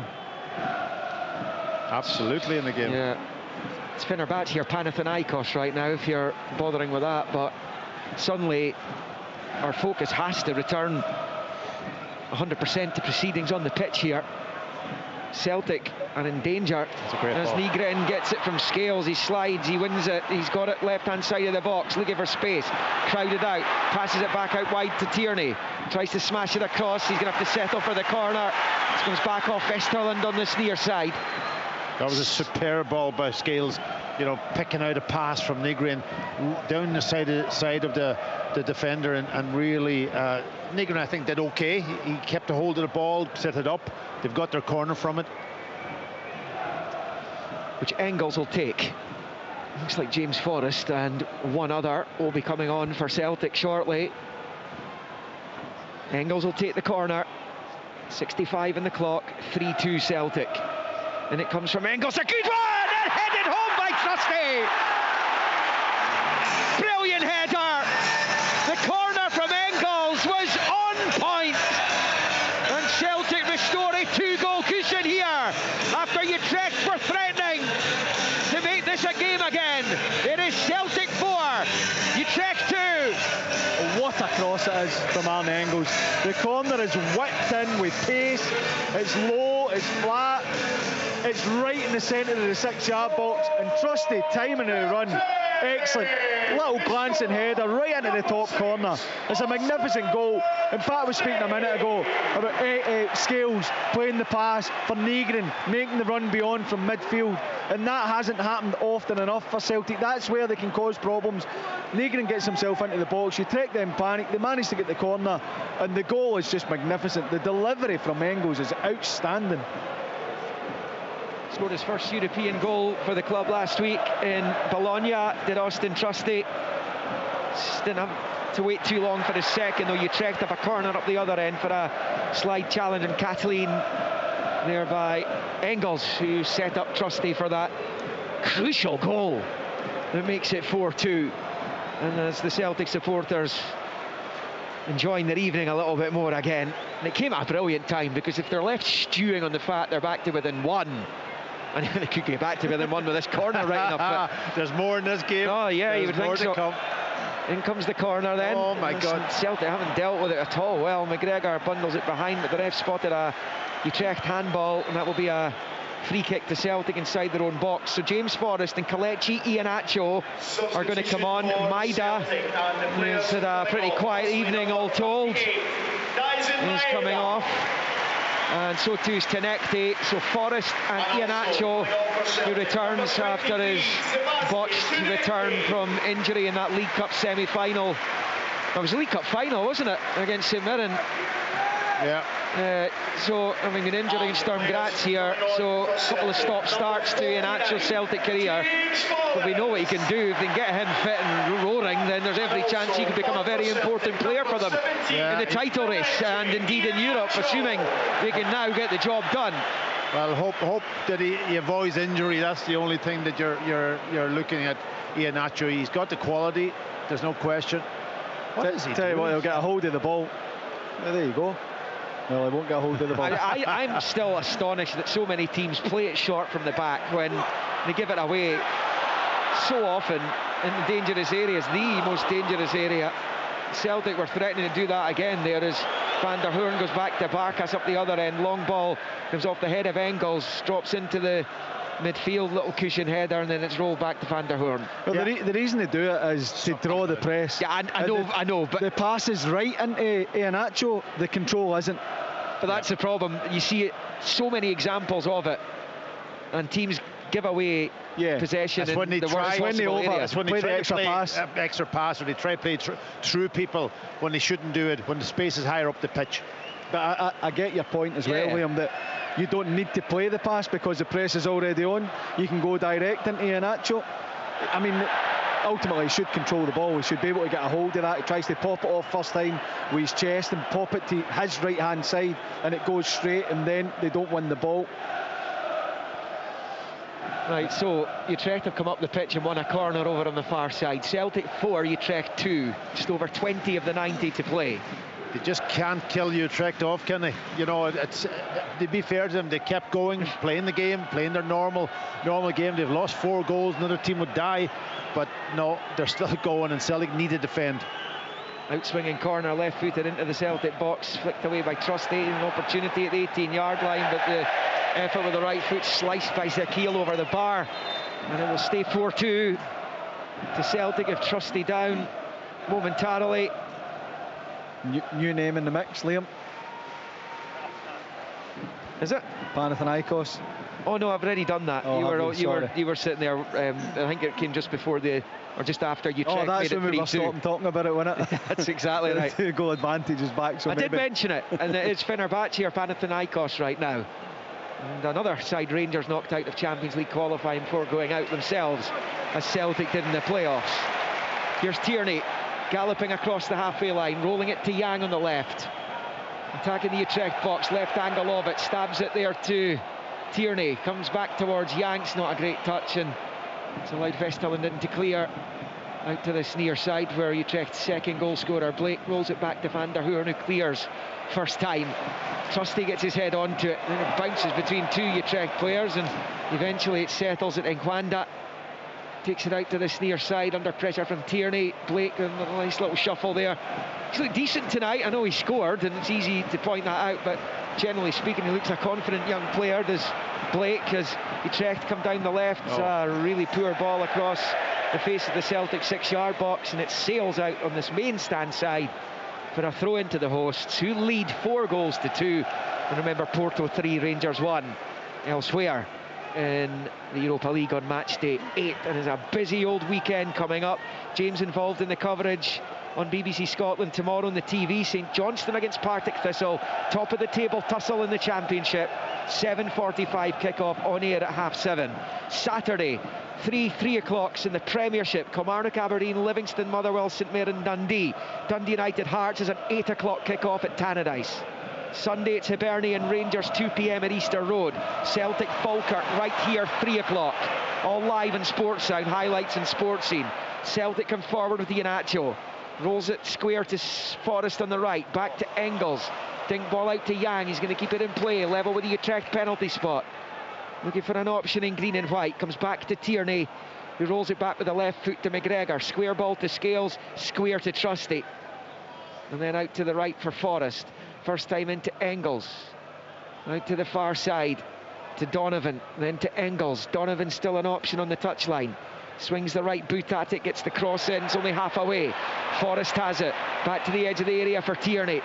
Celtic looking for the killer goal here, you would think. Tierney rolls it in, can't find Nygren, it's straight to Van der Hoorn. And he is fouled by Tierney, and that will be a free kick to Utrecht, and it will stay Celtic 4, the visitors 2.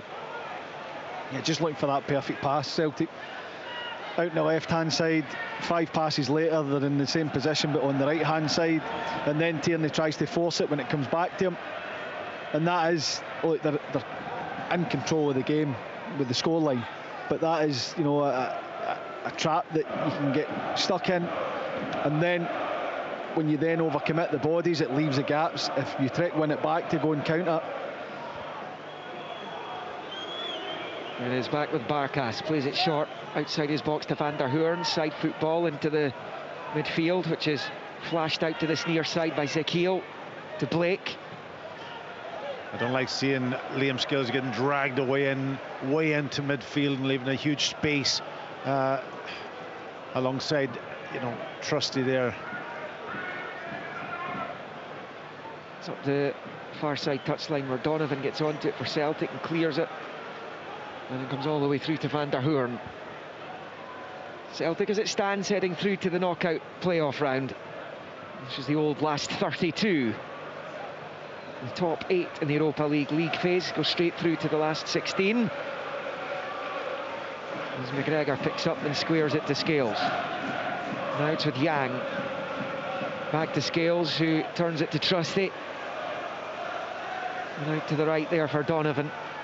Long ball from Colby Donovan, looking for Iheanacho in behind. Is he on or off? He's goal side, he's fouled, the flag is up. And it's a good run though, you know, it's a decent run, but I think the centre half was always in control of that situation. He just went a little bit early. Van der Hoorn is playing it short of defence, and then eventually to Vesterland on this near side. How are you viewing the game just now, James? Because even at 3-1, it was a little bit hairy for Celtic, and obviously Utrecht pulled it back to 3-2. Are Celtic comfortable again? Yeah, I think they are. I just wonder if that fourth goal's knocked the stuffing out of Utrecht. They will still go, and they will still try and get that third goal for them and try and, you know, cut the deficit. But you feel that it's probably knocked, you know, the fight out of them in terms of really believing they can go and draw the game, potentially win it. But I would say that there's still loads of time left. It's not a time for Celtic to get slow in their passing, slow in their decision making. I think they still have to try and really keep the tempo up in the game and do the right things, because you don't want to offer any encouragement, as we've already seen tonight. Yeah, done that too often. against Utrecht, finished 4th in the Eredivisie last season. Not exactly got a storied European history. Indeed, they've not exactly got a storied domestic history either. Since they were formed in 1970, just the 3 Dutch Cup victories. They've got a new name. Genk. Yeah, Genk are in there with Panathinaikos now. So yeah, I mean it's chopping and changing all over the shop. But FCSB have equalised against Fenerbahce to drop the Turks down. So Genk or Panathinaikos as it stands. Here's Yang for Celtic on the left, level with the 6-yard line. To McGregor and back to Scales, who squares it to Trusty. Another change coming for Celtic. Paulo Bernardo is waiting to come on. There's Forrest over on the far side. Pat. I think it'll be Ingles probably will go off. He is booked. McCowan stripped as well. McCowan, yeah. So I might have, if it was me, I probably would have done that a little bit earlier. But anyway, they've got away with it. So Celtic with Yang, left-hand side of the box. Into it he comes. The Utrecht penalty area. Back to Tierney. Fires it across and cleared by Van der Hoorn on the 6-yard line. There's a foul on Scales there, I think, quite clearly. And the referee gives Celtic the free kick for the challenge by De Witt. So Engels off, Bernardo on. Substitution for Celtic. And as the guys were saying, Luke McCowan is ready to come on as well. And Utrecht are going to look to their bench Number 13, once again. And they are going to bring on Bjorn Menzo. Yang, as you might have heard in the background, also coming off. So McCowan and Bernardo on. Pat Bonner. Yeah, McCowan will go over onto the right-hand side. And I think maybe Forrest is going to go over onto the left. Yeah, but that's sensible. I think the two of them have been booked, so what you don't want to do now is take any chances whatsoever with this result. You have it in the bag. You just got to just work your way through this last 12, 13 minutes. Panathinaikos, incidentally, 1-0 up on Roma, who really need a result. In fact, currently out with the top 8. The Italians, who won twice in Glasgow this season in the tournament, including their 3-0 success here, and Wilfried Nancy's only European match in charge of the club. And Scales collects it midway inside his own half. Forward to Iheanacho on the centre circle. Wasn't a great ball back. He's put McGregor under unnecessary pressure, and De Witt's managed to nick it forward here, and eventually comes out to Menzo, who's just on wide right of the Celtic box. His ball in field is cut out by Nygren. Really lacks some collection Iheanacho with his team under pressure. Celtic still lead 4-2 on 78.5. Yeah, I thought he would be able to hold the ball up, Iheanacho, but it's bounced off him every time it's come into him. You can put that down to a bit of ring rust, if you like. Yes, I think that's exactly what it is. Get him on the pitch at least, and if he can he made a couple of runs already, so I think he's probably going to last the pace in this game, but he's got to get his touch back. It's out for a Celtic throw-in level with the edge of the centre circle on this near side. Celtic 4, Utrecht 2. Kieran Tierney over the throw on this near side. Bowls it back to Scales. And then back to Schmeichel. Out to Scales on this near side. Scales' ball forward though is poor, and it's cut out by Nkwanda. And Celtic get away with it. It's up towards Forrest. He flicks it on into the Utrecht half, where Van der Hoorn gets onto it and turns it up the line off Iheanacho, and out for a Utrecht throw-in on the near side. But we're knocking on the final 10 minutes here of the 90. It's funny, you can through a game, still you've scored 4 goals, but you're still not totally convinced, are you? No. You know, I don't think they're going to get away with what you know, this type of performance when they step up into the next stage of this competition. They've got to be a bit more clinical, I think. There's been all sorts of sorcery this football season, so you wouldn't be surprised at anything. There's Forrest, he can't control, and out it goes for a Utrecht throw-in on this near side. Again, level with the edge of the centre circle in the Celtic half, where it's pulled back by Van der Hoorn, or to Van der Hoorn, who gets onto it from Vesterland. Back to Van der Hoorn, long ball forward down this right-hand side. Chasing after it's Menzo, headed out by Tierney, taking no chances. Throw in Utrecht, level with the Celtic penalty spot on this near side. Boldenfield, back to De Witt, who brought it back to 3-1 before the break. A little bit nervy for a while for the Celtic supporters when Blake made it 3-2. Just on what you said there, Pat, I know because we're watching it, you're thinking you're looking for more, but it's, you know, they're 4-2 up against a side that have played Leon, Porto, Forest, and none of these teams have done, you know, what Celtic have done to them. I get that it's the last game of the campaign, and you know that can be different, but I still think that to score 4 goals at home in Europe, you mentioned it earlier when Utrecht get back into the game, you know, it's European football. It's still, you know, it's still good, but you know, the defensive, I wouldn't say frailties, but that's switching off and being open when they have the ball's a problem at this level. A bit chasing down the right, can he keep it in? Yes, he can. Has he won the corner? The linesman says no. Tierney's done well to prevent that then, as Nygren collects, squares it to Trusty. Out to the right-hand side it goes, to Donovan. In the Utrecht half, rolls it infield to Nygren. Yeah, just that pass from Trusty there, it just, you know, a bit more pace in it and just lets Donovan just keep on his stride. Then he has to check, and then it just slows the whole game down. It's a loose ball at the edge of the Utrecht box for Celtic, and the visitors come away. Menso on this near side, Forrest for company. Forrest brings him down, and it will be a Utrecht free kick just inside the Celtic half. 82 on the clock. Celtic 4, Utrecht 2. Porto 3, Rangers 1. Yeah, we're getting to that period of a game also, you know, you're talking about the last 10 minutes of a game. There's a long ball over the top of Donovan. Utrecht could be in. It's pulled back from the byline. De Witt's effort blocked brilliantly by Scales. And that goes out for a throw-in to the Dutch over on the far side. Celtic go through, they'll celebrate it. 4 goals tonight, yes, but they've been unconvincing. Yeah, just like that was again, and ball over the top there, and only for a brilliant tackle from Scales. I think he was going to score again, you know, just fell into his path. And I'm just saying, you know, that's, we've seen a couple of minutes before half-time, they lose their guard, they end up losing a goal. You're into now the last, 10 minutes in a critical time. Just manage the game properly, keep the ball as Utrecht is in control. I think that's been the issue. I mean, it's not that Utrecht have been probably any points better than Celtic. Celtic have been, when they've had to, they've stepped up, and you know, they've taken control in the moments they've had to do it. 3-0 up after 20 minutes. But you expect them to have more control within the game, to control the tempo of the game, to control the narrative of the game.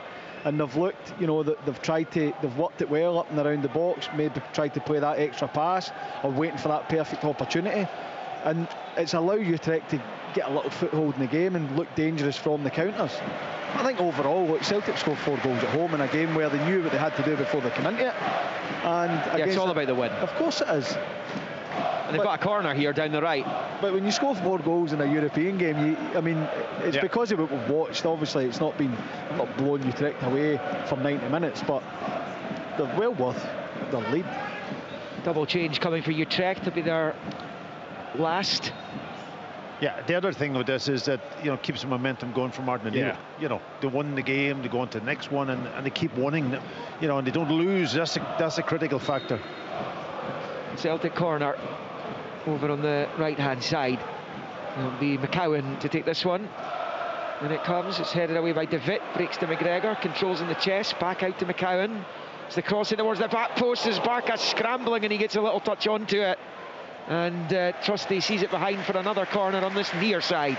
Celtic 4, Utrecht 2. Just over 5 of the 90 to play. Unconvincing for Barkas again. Look to the back post, I think you can just catch it. There's Tierney after the short, quick corner. It's now with Nygren. Level the edge of the D of the Utrecht box with McGregor. Out to Nygren on the left. Rolls it infield to McGregor. Back to Nygren. And to McGregor, who goes all the way back to the halfway line for Scales. McGregor, a couple of runners ahead of him. It's in behind the defender. Bernardo at the byline, pulls it back across, and the sliding Van der Hoorn prevents it getting to Iheanacho. And then Vestalen knocks it out for a Celtic throw-in on this near side. And Utrecht will make a double change here. And they're going to bring on Rafik El Argui, who's a Moroccan, came through the academy at Utrecht. He's the first, I think, to come on for them here as they roll the dice for the last time. And the other change sees Davy Vandenberg, another who came through the Utrecht academy, back for a second spell after some time at Zwolle, returned last year, former Dutch under-19 international midfielder. And that is it as far as the Utrecht changes are concerned. And will it have any impact on the closing stages? Blake, who scored their second, has come off, and as is Zekiel. Celtic have it with Trusty, rolls it to Donovan on the right side, back to Austin Trusty, squares it to Scales, and out to Trusty again inside his own box, and out to Donovan, he smashes it forward. Iheanacho's onto it, good hold up this time by Iheanacho, out to McCowan on the right, then in field to McGregor, and now with Scales. It's a simple game, eh? Suck them in, play it forward, and get a forward who can hold the ball up. For most of the last decade and a half, Celtic have made it look easy, making it look a whole lot harder this season. And it is Trusty coming forward and rolling it through to McCowan, back to Bernardo, and out to Donovan on the touchline. Moves in field and cuts it back onto the halfway line for Trusty, who finds McGregor. Closing stages now. You would think that it's job done with so little time left on the clock, and Celtic with a 2-goal cushion. We're going to bring Dane Murray on in a moment as well. Absolute giant. Yeah, he is. Look, Celtic have been comfortable. You know, there's a moment when Utrecht got it back to 3-2, but overall it's been a solid performance, comfortable.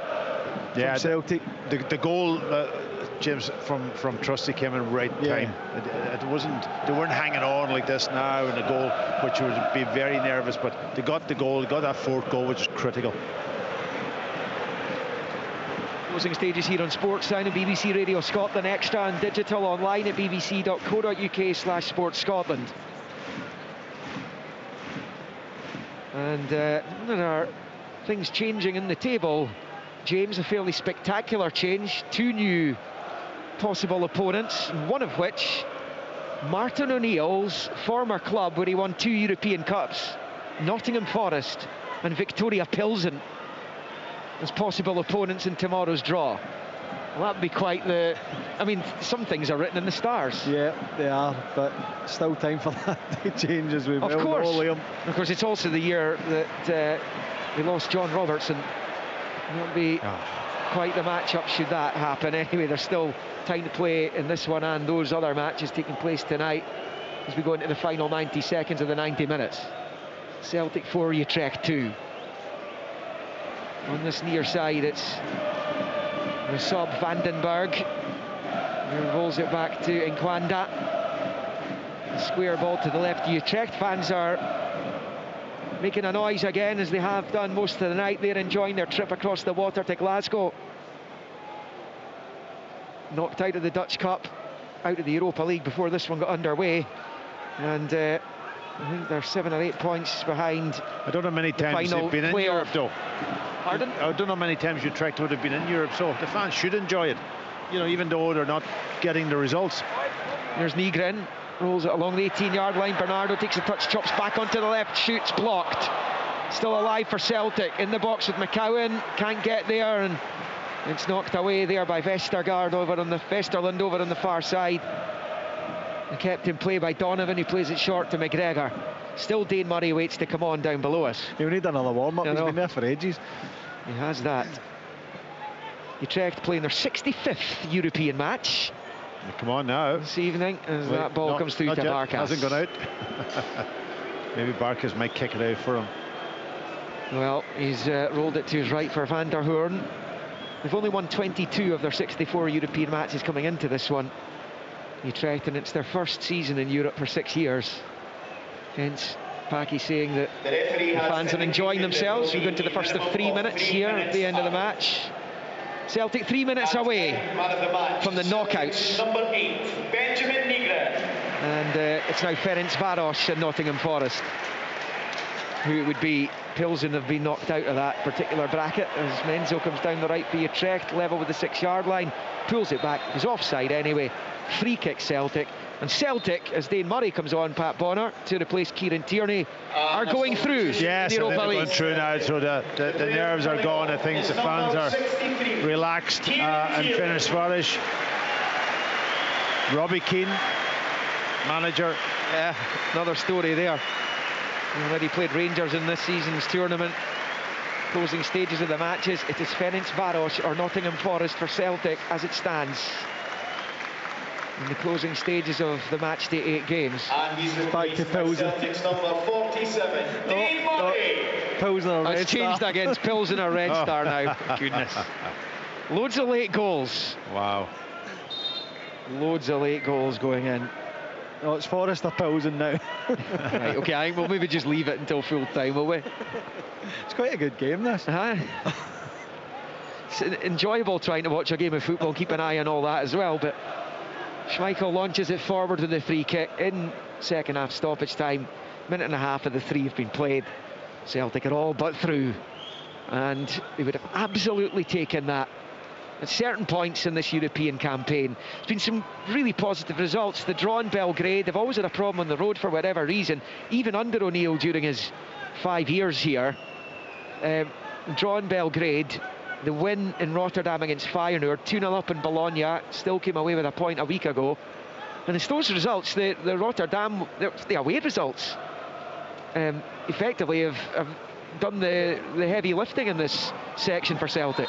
Yeah, and listen, Celtic should be able to compete against these type of teams in Europe. That's part of their history, and you know, if they're going to go on and try and win things, a team like Utrecht or even the teams you mentioned there, Liam, they should be able to go out and compete with them. Vesterland bowling it back the way to Nguanda, who plays it back to Barkas. A short ball to his left, and Celtic seeing this through as they would have wanted to. Well, Celtic are in 21st now, so it's not the... My goodness, they've dropped down a place. Bologna, Ferencváros. It's Bologna again, potentially. Let's just wait till all the games That's what are I said finished. to you. Yeah, but I was enjoying it. It's a chance down the right for Van den Berg as it drops out of play for a throw in the near side. There's the final whistle, and Celtic progress. They've got through the league phase of the Europa League and made it to the knockout playoff round. Martin O'Neill exchanges handshakes with his opposite number, Ron Jans, tonight. 6 goals in the game, 4 of which came for Celtic, and they have got themselves through in what's been a troubled season for them in Europe as well. Knocked out in the Champions League playoffs by the unheralded Kairat Almaty. They have managed to soldier through in the Europa League, getting into the last 32 effectively of the competition. That's what it used to be known as, but got off to the perfect start through Benjamin Nygren as he tapped home after a brilliant ball across. He was able to tap it into the empty net. It was a Virgiva own goal 4 minutes later, made it 2-0. It was 3 with an Engels penalty awarded after a VAR review on 19. Danny De Witt gave Utrecht hope before the break. Adrian Blake brought them back to within 1 just beyond the hour. Just a few minutes later, Austin Trusty settled nerves, heading home an Engels corner to ensure that Celtic would make their way through to the next stage of the Europa League. How deep they can go, we shall find out. They are unseeded in tomorrow's draw, and once the full-time whistles go and all the matches taking place this evening, we will have an idea as to who they will play. We'll know 2 teams that they will be potentially up against when the final whistles go and the league table settles at the end of the league phase.